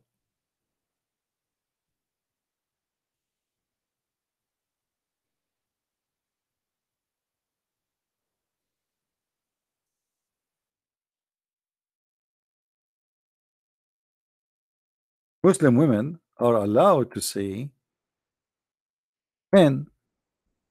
The reason they wear hijab because men they see them. So if the man is blind, so what the point?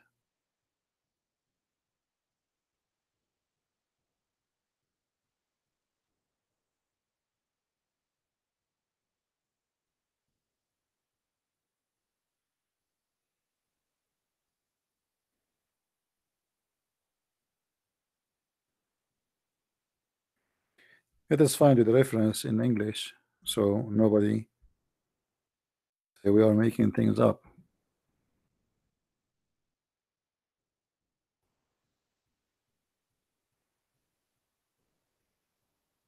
Oh.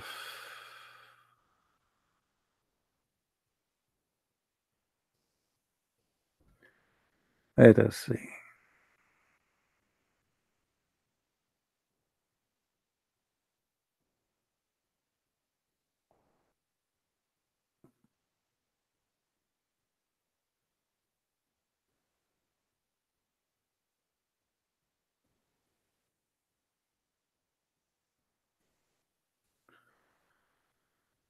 La la la. Sometime you try to find the reference.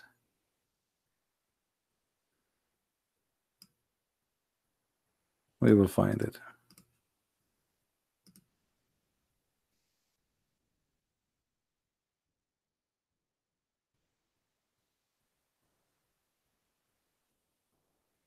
Here we go. I was with the messenger of Allah, SAWS, while Maimuna was with him, two wives of Muhammad.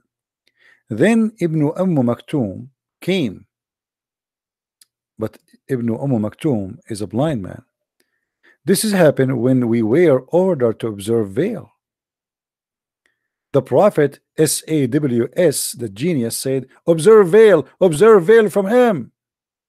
We asked the messenger of Allah, isn't he blind? Is he not blind? Neither he can see us nor recognize us. The Prophet said, are you both? Are both of you blind? Don't you see him?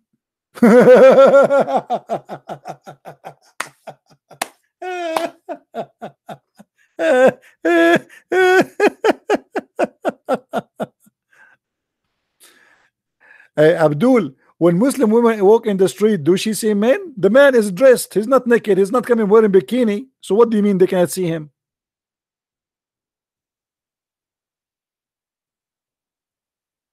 Any Muslim can tell us? Do Muslim women allowed to see a man or not? The man is coming wearing his clothes to visit Muhammad and he is blind. Why Muhammad saying you have to wear the veil? And if they wear the veil, that will not stop them from seeing him anyway.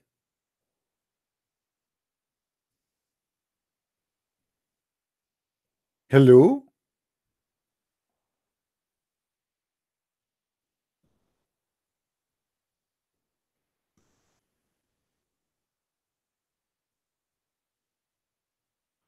None of you are a follower of Jesus, but follower of CB. Don't worry about us following who. Worry about yourself following the God of penises. Go kiss the black stone. Mwah, pagan. You bow down to a stone, you go around the stone, you pray in direction of a stone, and yet you claim that you are not a stone believer. And not only that, your prophet, he said that whoever touched the black stone and the Yemeni corner, is the stones forgive his sin.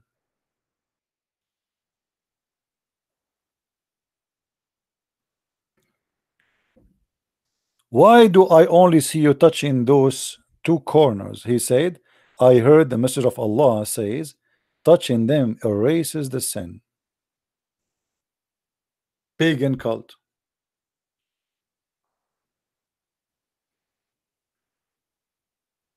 And if you want to talk about low IQ, let me show you another low IQ. Here, the case is not about your prophet, it's about your God.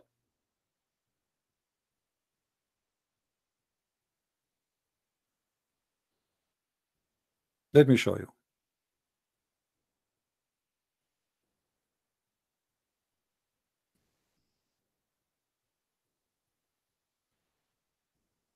Your God is the best planner in the world. He is all-knowing, to the point he chose the Kaaba to be located in the worst location in Mecca, where the flood and the sewage cover it every year.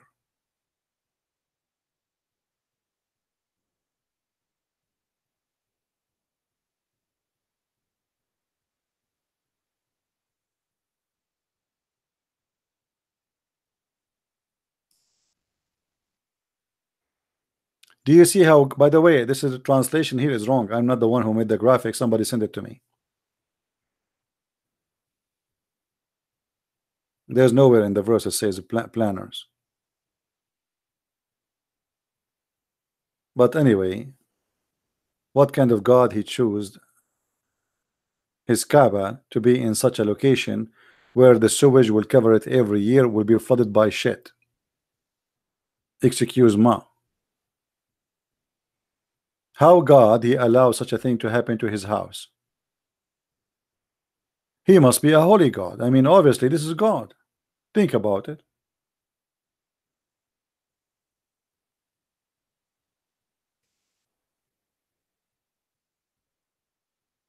Either your God he have a low IQ, or he need to go and learn some engineering school.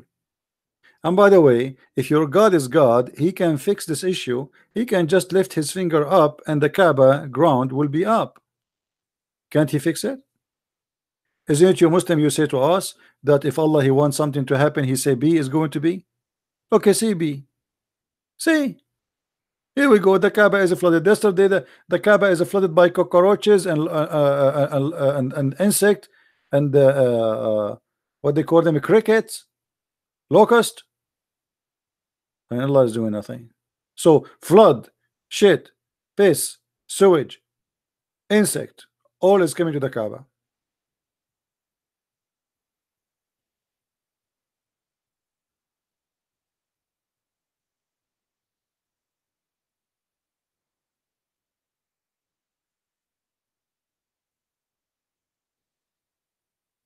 Any Abdul?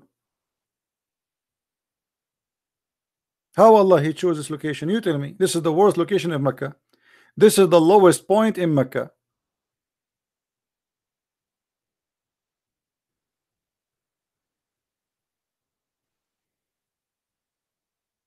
I advise you Muslims to write a request to Allah to move the Kaaba, put it in the Himalaya. I mean, okay, you know what? What about we move the Kaaba and put it here in the top of the roof next to it? Or what about we lift up the Kaaba with some columns? Can we? Shall we? What if we build like 10 floor in the same location of the Kaaba and then we put the Kaaba in the top? That will solve the problem.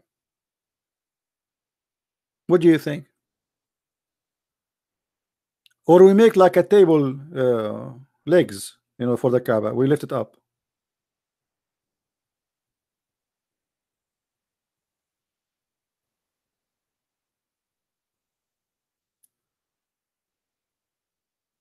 Any Muslim?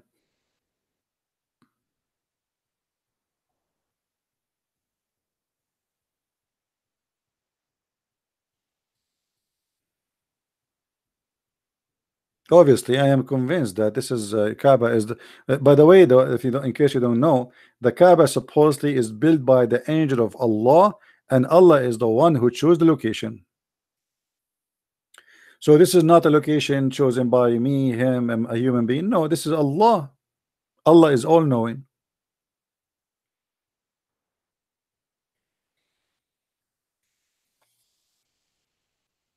What a crazy cult. Anyway, guys, I'm getting tired really. I have many hours today, and as I say, um, yesterday, Shaitan he did piss in my ears, as the Prophet peace upon him he says. You know, the Prophet he is the best doctor. I was trying to find out why after I took a shower, why I have a liquid in my ear, and I could not find an answer, to be honest with you. I was wondering where the water coming from, where I was in the shower, but in the shower there's no water. We are Arab, we take shower with sand. So where the water is coming from? And then I remember that the Prophet said that Shaitan be in the ears of a Muslim, but I'm not a Muslim. Maybe Shaitan, because I speak too much about Islam, he thought I'm a Muslim.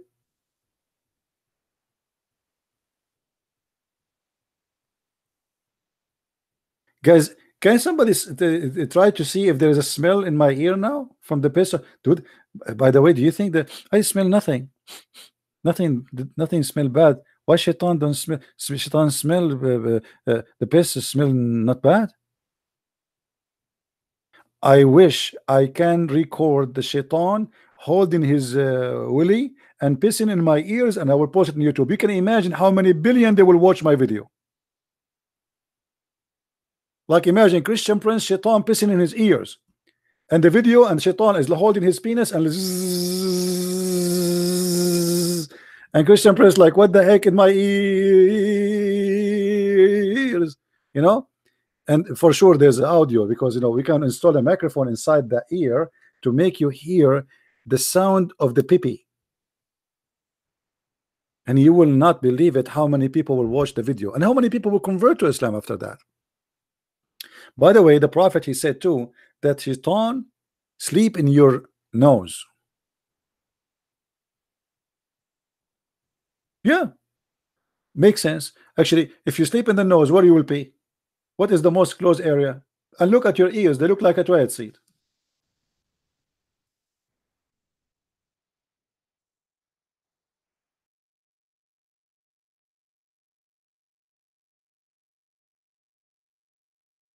Let's see. The Prophet, he ordered the Muslims to clean their nose in the morning. Why? Because shaitan, he sleep in your nose.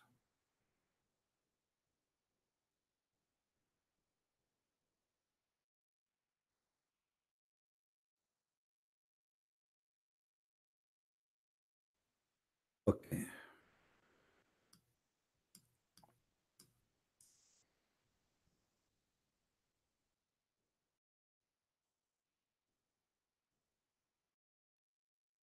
The Messenger of Allah said, if any of you roses from sleep and perform ablution, he should wash his nose by putting water in it and blowing it out thrice. Thrice? Thrice? In the nose? How disgusting. Because Satan has stayed in the upper part of his nose all night. I mean, guys, look at this disaster. Shaitan, he cannot find a place to have his cafe except the upper nose of the Muslim. The poor Muslim, he is sleeping, snoring, and Shaitan is sitting, putting a leg in the top of the other one in his upper nose. Imagine if we can record that. Just imagine. And you are telling me that Muhammad don't have high IQ? By the way, this is a true story, but please don't tell anyone, just between me and you and YouTube and Facebook and Twitter. Yeah, I mean, just keep it around. I mean, just local. Once, this is a true story, brother. Brother, when I was a child, my mother, she opened the room and she told me, why you have your shoes in your nose? I opened my eyes and I said to her, what shoes, mama? She said, I see shoes in your nose coming out. And that was Shaitan, his legs is coming out. But sadly, brother, at that time we don't have video camera to record for you or even a cell phone. And by the way, this is a true story. Shaitan, he sleep in the upper. I mean, why the upper? What about the lower? He don't like it there. What is the point of the upper? Any Muslim want to tell us? Not only that,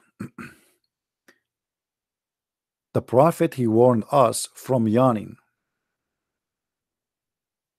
and he encouraged us to do sneezing.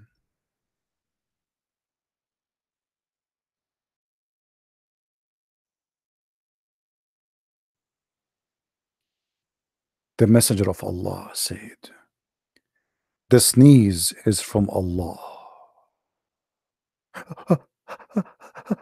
Achoo! Guys, Allah saying hello to you. I just received this sneeze from Allah. Achoo! Okay. This is again from Allah. True story.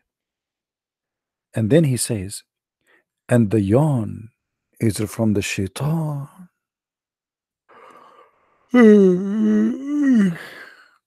Shaitan, he just gave me yawn.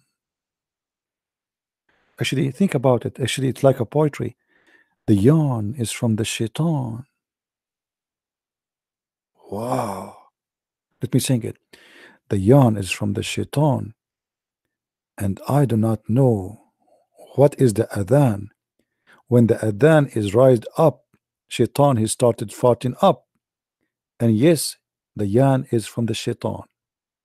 And here we go, mid Quran.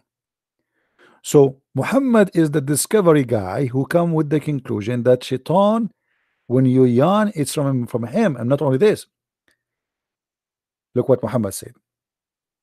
So when one of you yawns, let him cover his mouth. By the way, the Muslim, they have an article about the Prophet teaching a very important ethic and hygienes, so we do not spread diseases. How Muhammad 1400 years ago he says that he ordered us to cover our mouth, but they will not tell you that the Prophet he says that because he believes Shaitan is going to piss in your mouth, and he's going to go inside and he's going to laugh at you. Read with me.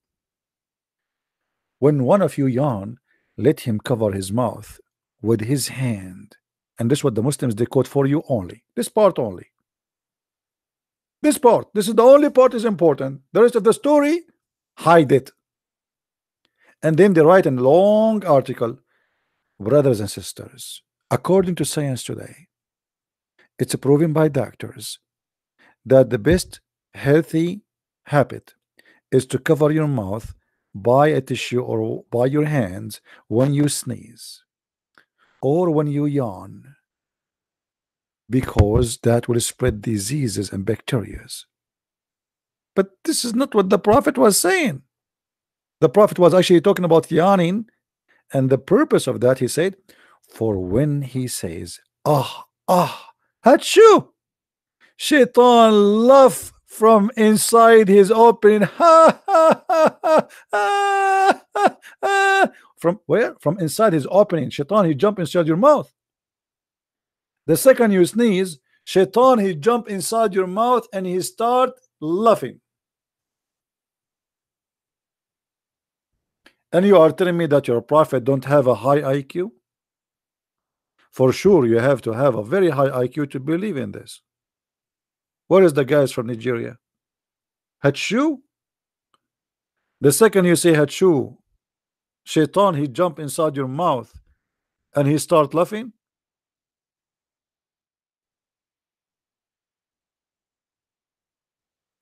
And by the way, in different hadith, Muhammad, he says, Allah, he love those who do sneeze. What the heck?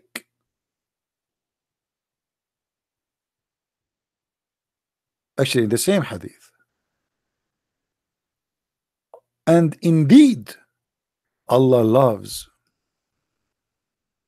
the sneeze, and he dislike the yawn. If. I mean, this God is really wonderful. When you sneeze, when you have a cold, Allah, he is so excited, especially in winter. I mean, I can imagine how happy now Allah is in January, February. I mean, this in July, the people are, it's hot, people are yawning. Allah is so upset. Yeah, and I like it when he say indeed. I mean, look at this, indeed, indeed. Indeed, Allah love those who sneeze and dislike those who yawn.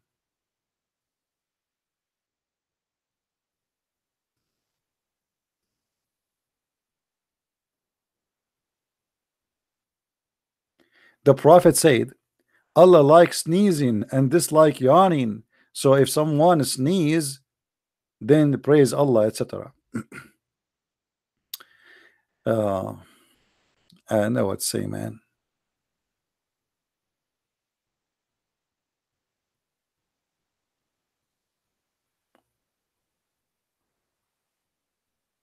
Any Muslim with high IQ?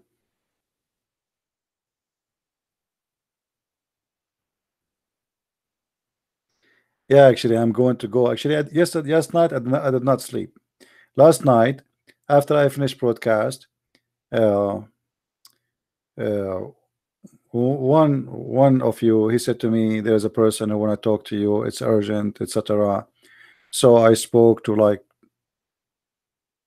I think 2 hours and a half, and then this person, he decided to leave Islam, and then he said, "Can you wait, please? I want to call my sister." I said, "Okay." So he called his sister, but she did not come right away. It took her like 30 minutes to come. And then we start talking again. And then his sister, she left Islam. And then they said to me, you know, can we call more? I said, I'm really dead. I am out of. And then I went to sleep. And actually, I wish I stayed with them because I could not sleep. So I went to sleep. And then I do not think I slept so maybe 1 hour. I don't think so. After I did like I go to bed, I could not sleep, so I decided to go and do early broadcast. This is why today at what time we did the broadcast? 6:36. I don't know.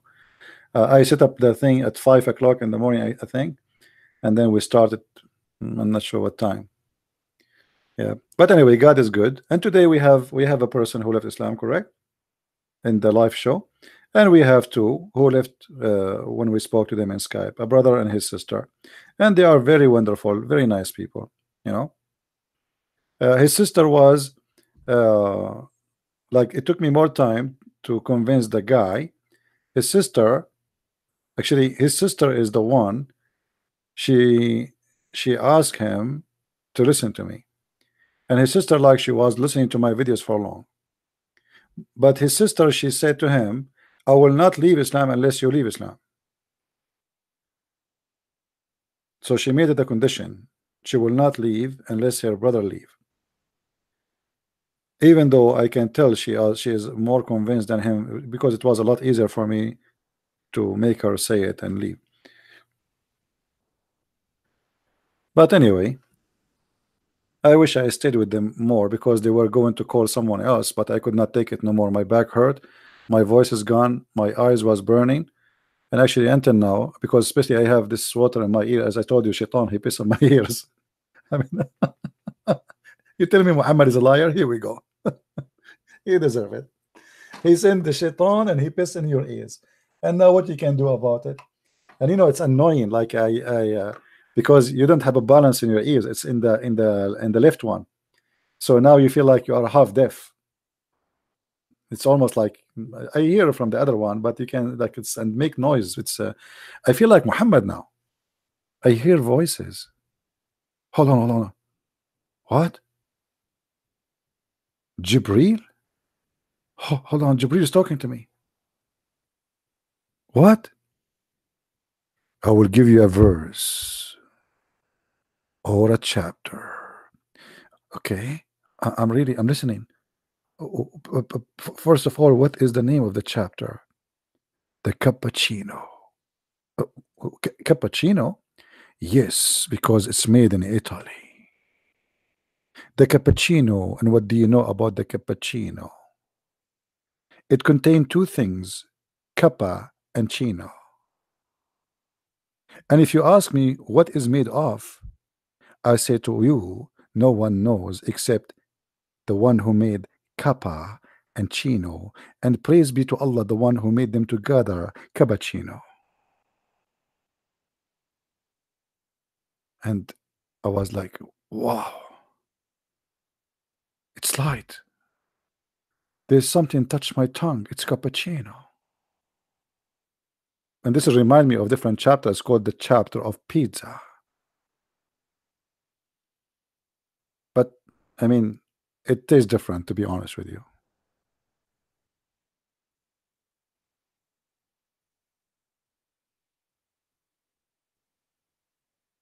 Thank you, Allah, for the inspiration, even though my ear is not working good today, but still I was able to hear the chapter of the cappuccino.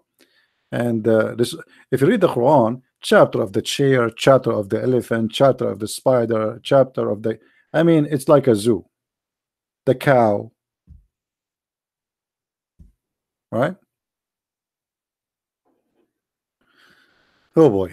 All right, guys, I want to say thank you for being here. May the Lord bless you. Don't forget to download the videos. My videos don't stay long in my channels, and I say that for a purpose because I want people to download them. I notice many of you, they are downloading my videos and they have channels. So let us do this. Tomorrow when we open, all those who download my videos, give me the link of your page. And we will ask everybody, we will put it in the info. We will ask everybody to go click and subscribe to your channel. This way we can multiply, and this is a way we can support each other. All right. So tomorrow, those who do that, please let me know. And again, I want to say thank you for those who donate. and if you can donate more to Shaitan, because he did pee in my ears, you know, because now Shaitan, he don't pee. This is donation of Shaitan. He pee, you know. So as long you are donating for me, what about you donate to Shaitan so he can find a toilet seat and he can go and pee somewhere else? I mean, this guy obviously he cannot find a toilet seat. So maybe if we can buy him a toilet seat, he can go and leave the Christian Prince here alone. And look like Shaitan in my area, Musaylim al-Kadhab. Look, guys, look at this guy. He's saying, he's calling me Musaylim al-Kadhab. Let me tell you who is Musaylim al-Kadhab. Muhammad, he called a guy Musaylim al-Kadhab, Musaylim the liar. But the fact Muhammad is the one who stole from the word Rahman from Musaylama. So how Musaylim al-Kadhab is Kazzab, which means a liar, but yet your prophet, he took from him the word Ar-Rahman? Who is the liar? Muhammad, he mentioned almost half of the Quran and he never mentioned the word Ar-Rahman. This guy, he sent him a letter saying Bismillah, in the name of Ar-Rahman. Muhammad, he liked it. He said, as an answer to this guy, in the name of Allah, Ar-Rahman Ar-Rahim. The Arab, they say to Muhammad, Allah, we know who is he, but who is Rahman? The only Rahman we know is Rahmanul Yamama. And I challenge you to call me and I will show you the reference. ها؟ يا أتباع محمد الكذوب الشذوب اللعوب النصاب المهوب اللعبوب السبوب. اتصل، يلا اتصل ما تخفي شيء. قال لها يا فرحان اللي بدوك ما ضرطون من ولدك، قال له يم الخناقة.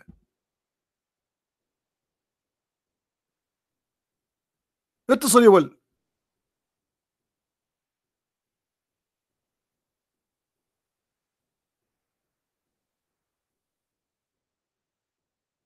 Good that nobody of you know Arabic. Look, he's so quiet now. They play dead. The second we answer them, they play dead. Astaghfiru ilallah wa atubu ilayh.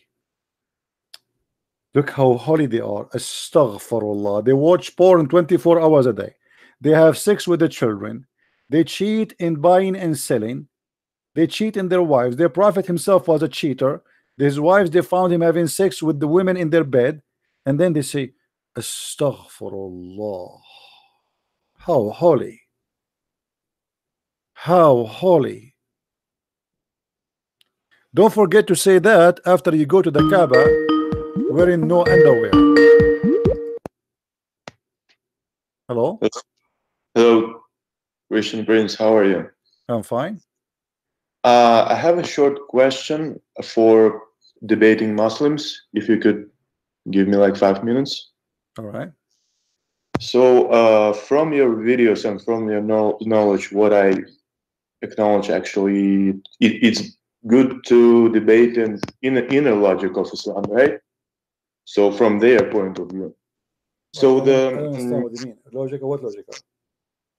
Well, I mean basing on their faith. So yeah, what I okay.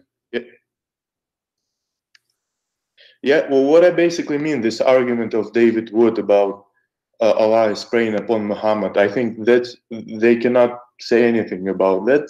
So it's kind of linguistic logic. So they say it's imperfect.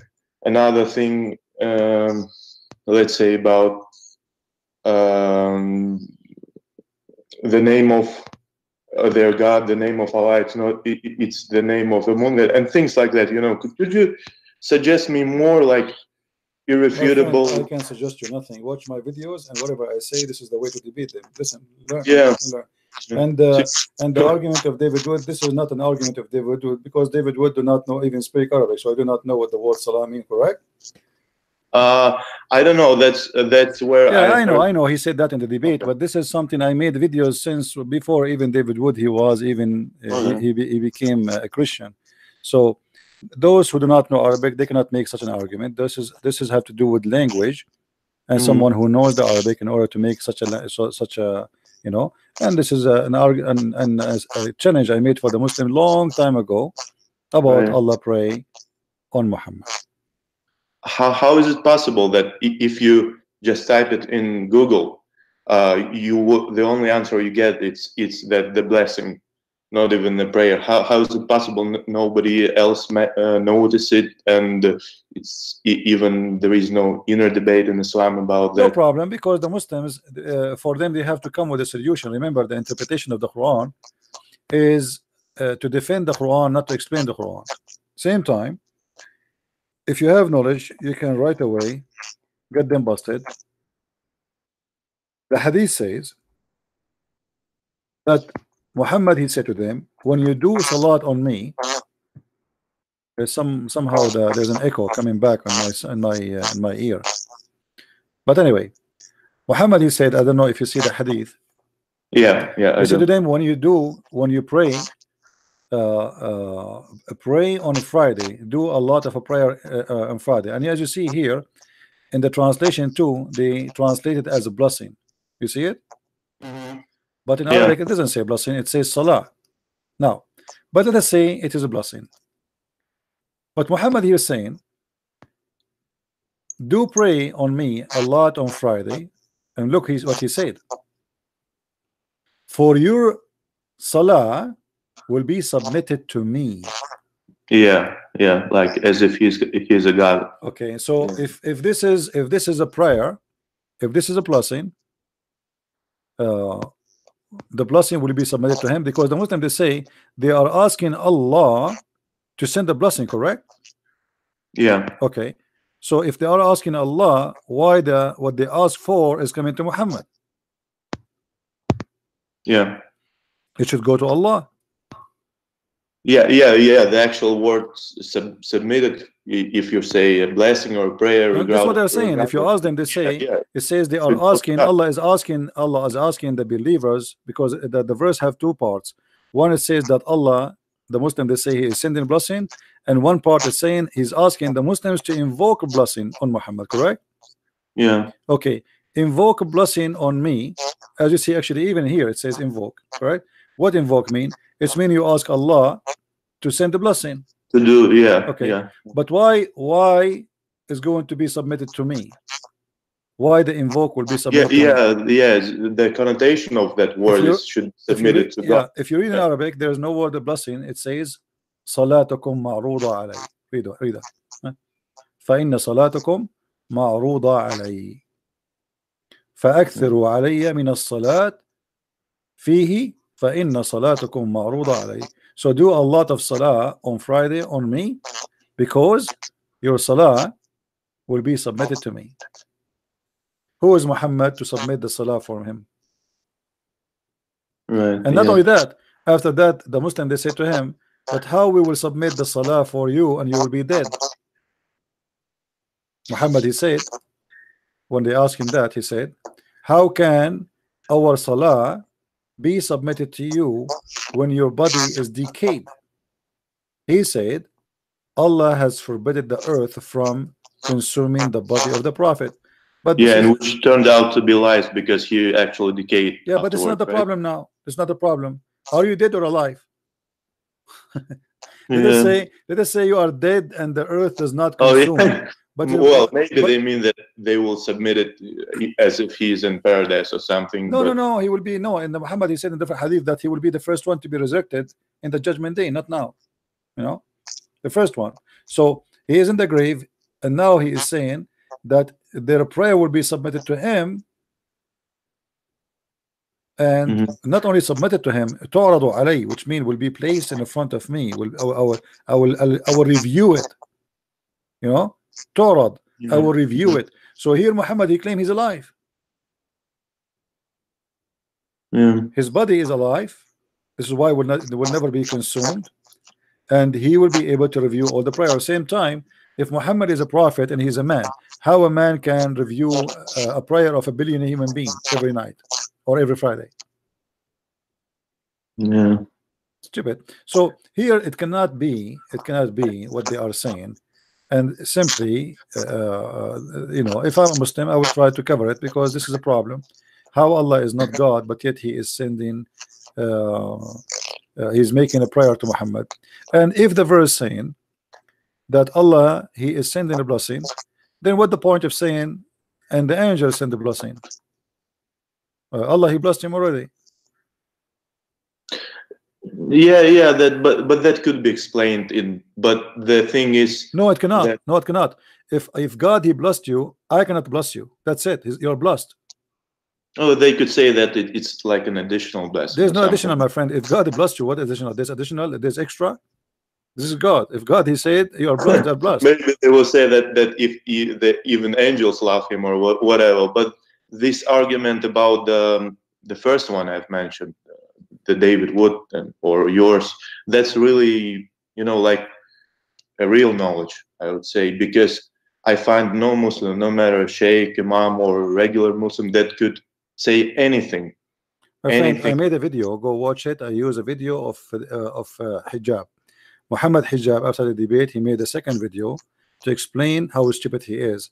But instead of fixing it, he made it blind. So go and watch it and laugh. He quote for us different verse. He quote for us chapter 9, verse number which one? Because there's many actually the same saying the same. Anyway, he quote for us the verse where it says that Allah he told Muhammad to take from their arms money and pray on them. He said this is the same exact word. So it says pray. Yeah. It doesn't say blessing. He is the one who chose it. Go watch the video. I explain it in details. Anyway, my friend, anything else? Yeah, also the Surah 14, Ayah 118 about the Allah is the best of the creators.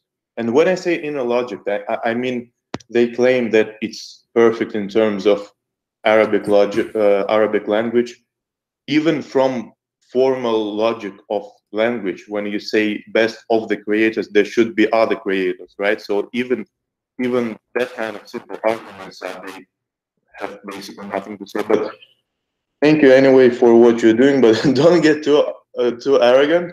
But I think your knowledge is exceptional, and thank you for what you're doing. Okay, thank you. Thank you. Yeah. Well, I prefer to stay arrogant. I don't know what arrogant means for you, but here we speak with knowledge, and we are not people who claim.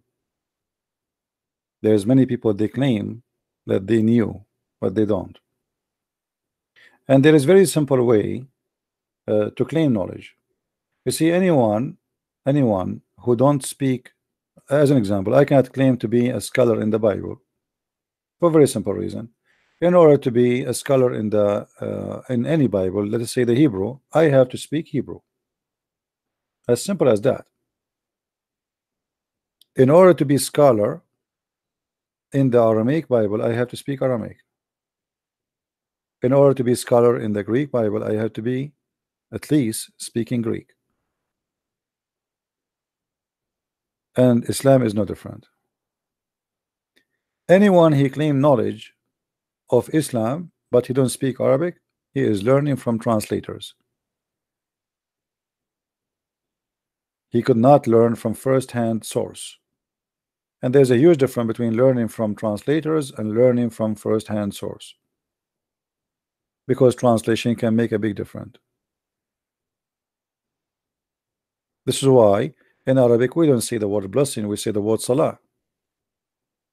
In English they add the word blessing. In English, the best of the creators, sometimes they say the best of the create. They add even they take the word, the letter S, they take it off. If we change this translator here, we will find in different translation they don't say the best of the creator, they say the best to create. So what happened to creator?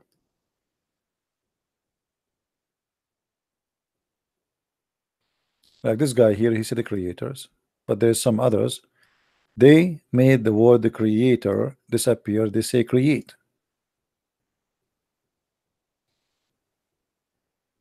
We have to change and see which one of them.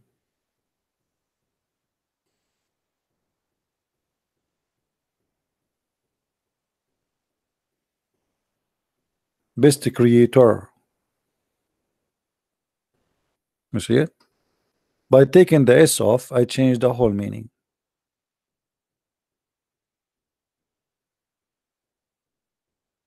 Just a letter can change the whole thing. The same as Jehovah's Witnesses when they translate that in the like if you go to Book of John, verse number 1, just verse number 1, they just change in one letter will make the whole different.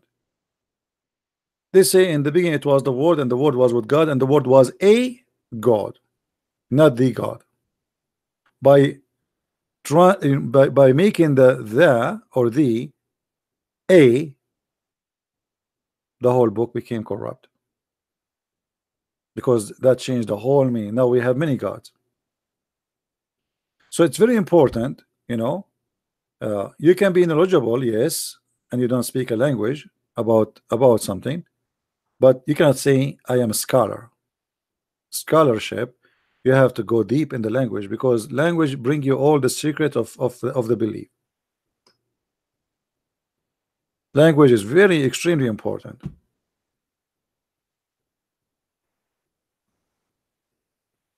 This is why if you listen to someone, as an example, like Walid Shubat, I cannot compare between Walid Shubat and someone else who never speak Arabic speaking about Islam, for a very simple reason.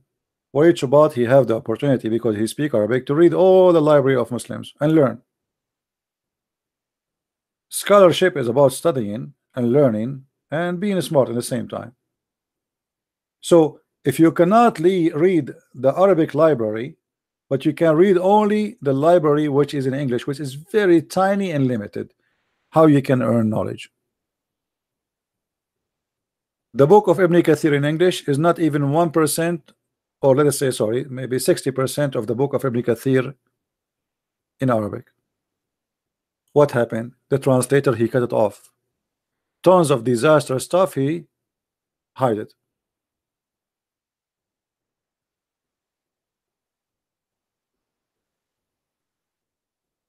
This is why I decided to teach people Arabic, but sadly, you know, people don't like things for free. We made a class, paid the class, people they came. We made a free class, nobody show up. People don't like things for free, you know, don't appreciate. They think it's cheap. If you put something extremely valuable in the street and you say you put a sticker on it, it's for free, nobody would take it, and people will be suspicious. Why it's for free? I mean, must be bad, right? You know what I mean, guys? If you buy something extremely cost you a lot of money and you put it in the street right now and put a sticker on it, it says free. Unless it looks really good, nobody will buy it, because people will free. What free? It must be bad, must be broken, must be something wrong with it, you know. But say it is $10,000 and it's for free, I will give it to you. Or, you know, no, don't say for free, sorry. Then you will see people stop and they discuss with you what the price and how can you give us discount and etc. The second you say for free, it's for free. Same, you know, human being. This is the nature of a human being. This is why a man who you know, he like you see these days, a relationship between men and women became very cheap. Why? Because you get whatever you want for free. Before, in order a man to have a woman in his bedroom, he have to work hard to convince his family and her family and talk to her and be polite, and he have a reputation, and his family, the family of the girl, they check his reputation, what people says about him, what people say about her, blah blah blah blah blah blah blah blah blah blah blah, and then they ask for the hand, and then they have a wedding, and then after the wedding he can kiss her.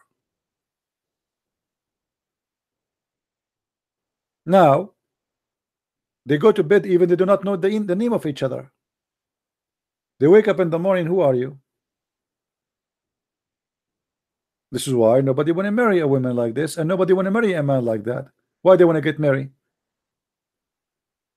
It's for free. Why the man want to take responsibility to have a children, to take care of them, to have a family? That's it. A woman, any woman, she sleep with me, and that's it. right? For free. First time I heard this statement, it's an American statement. They say, if I can get a milk for free, why I want to buy a cow?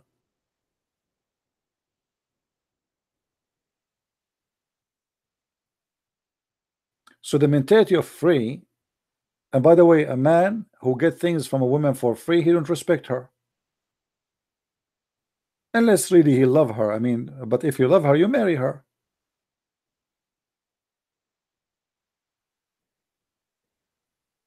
If you love a woman, you don't just want to kiss her.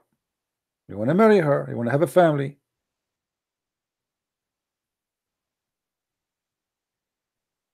Coming back in 2 hours? Maybe, I don't know.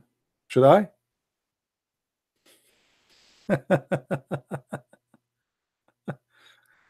Anyway, I have a channel teaching you how to read Arabic. Go learn, and then you will be able really to study, and then you can be one day someone who have a lot of knowledge. For me, if I don't speak Arabic, I will be very limited in Islam. There's no question about that. It's not because I have a degree in Islam. I know studying Islam in Islamic school teach you nothing. The teacher is a goat and the student are goatees, and nobody understand what we're talking about. Everybody praising Allah, everybody praising the Prophet. This is what the whole class is about. Stupidity. So you finish your degree, you learn nothing, you are no one. You want to learn, you have to work hard in yourself, and the best way to learn is to study the language. This is the first key of knowing anything. You don't know the language, you will always be behind. Always.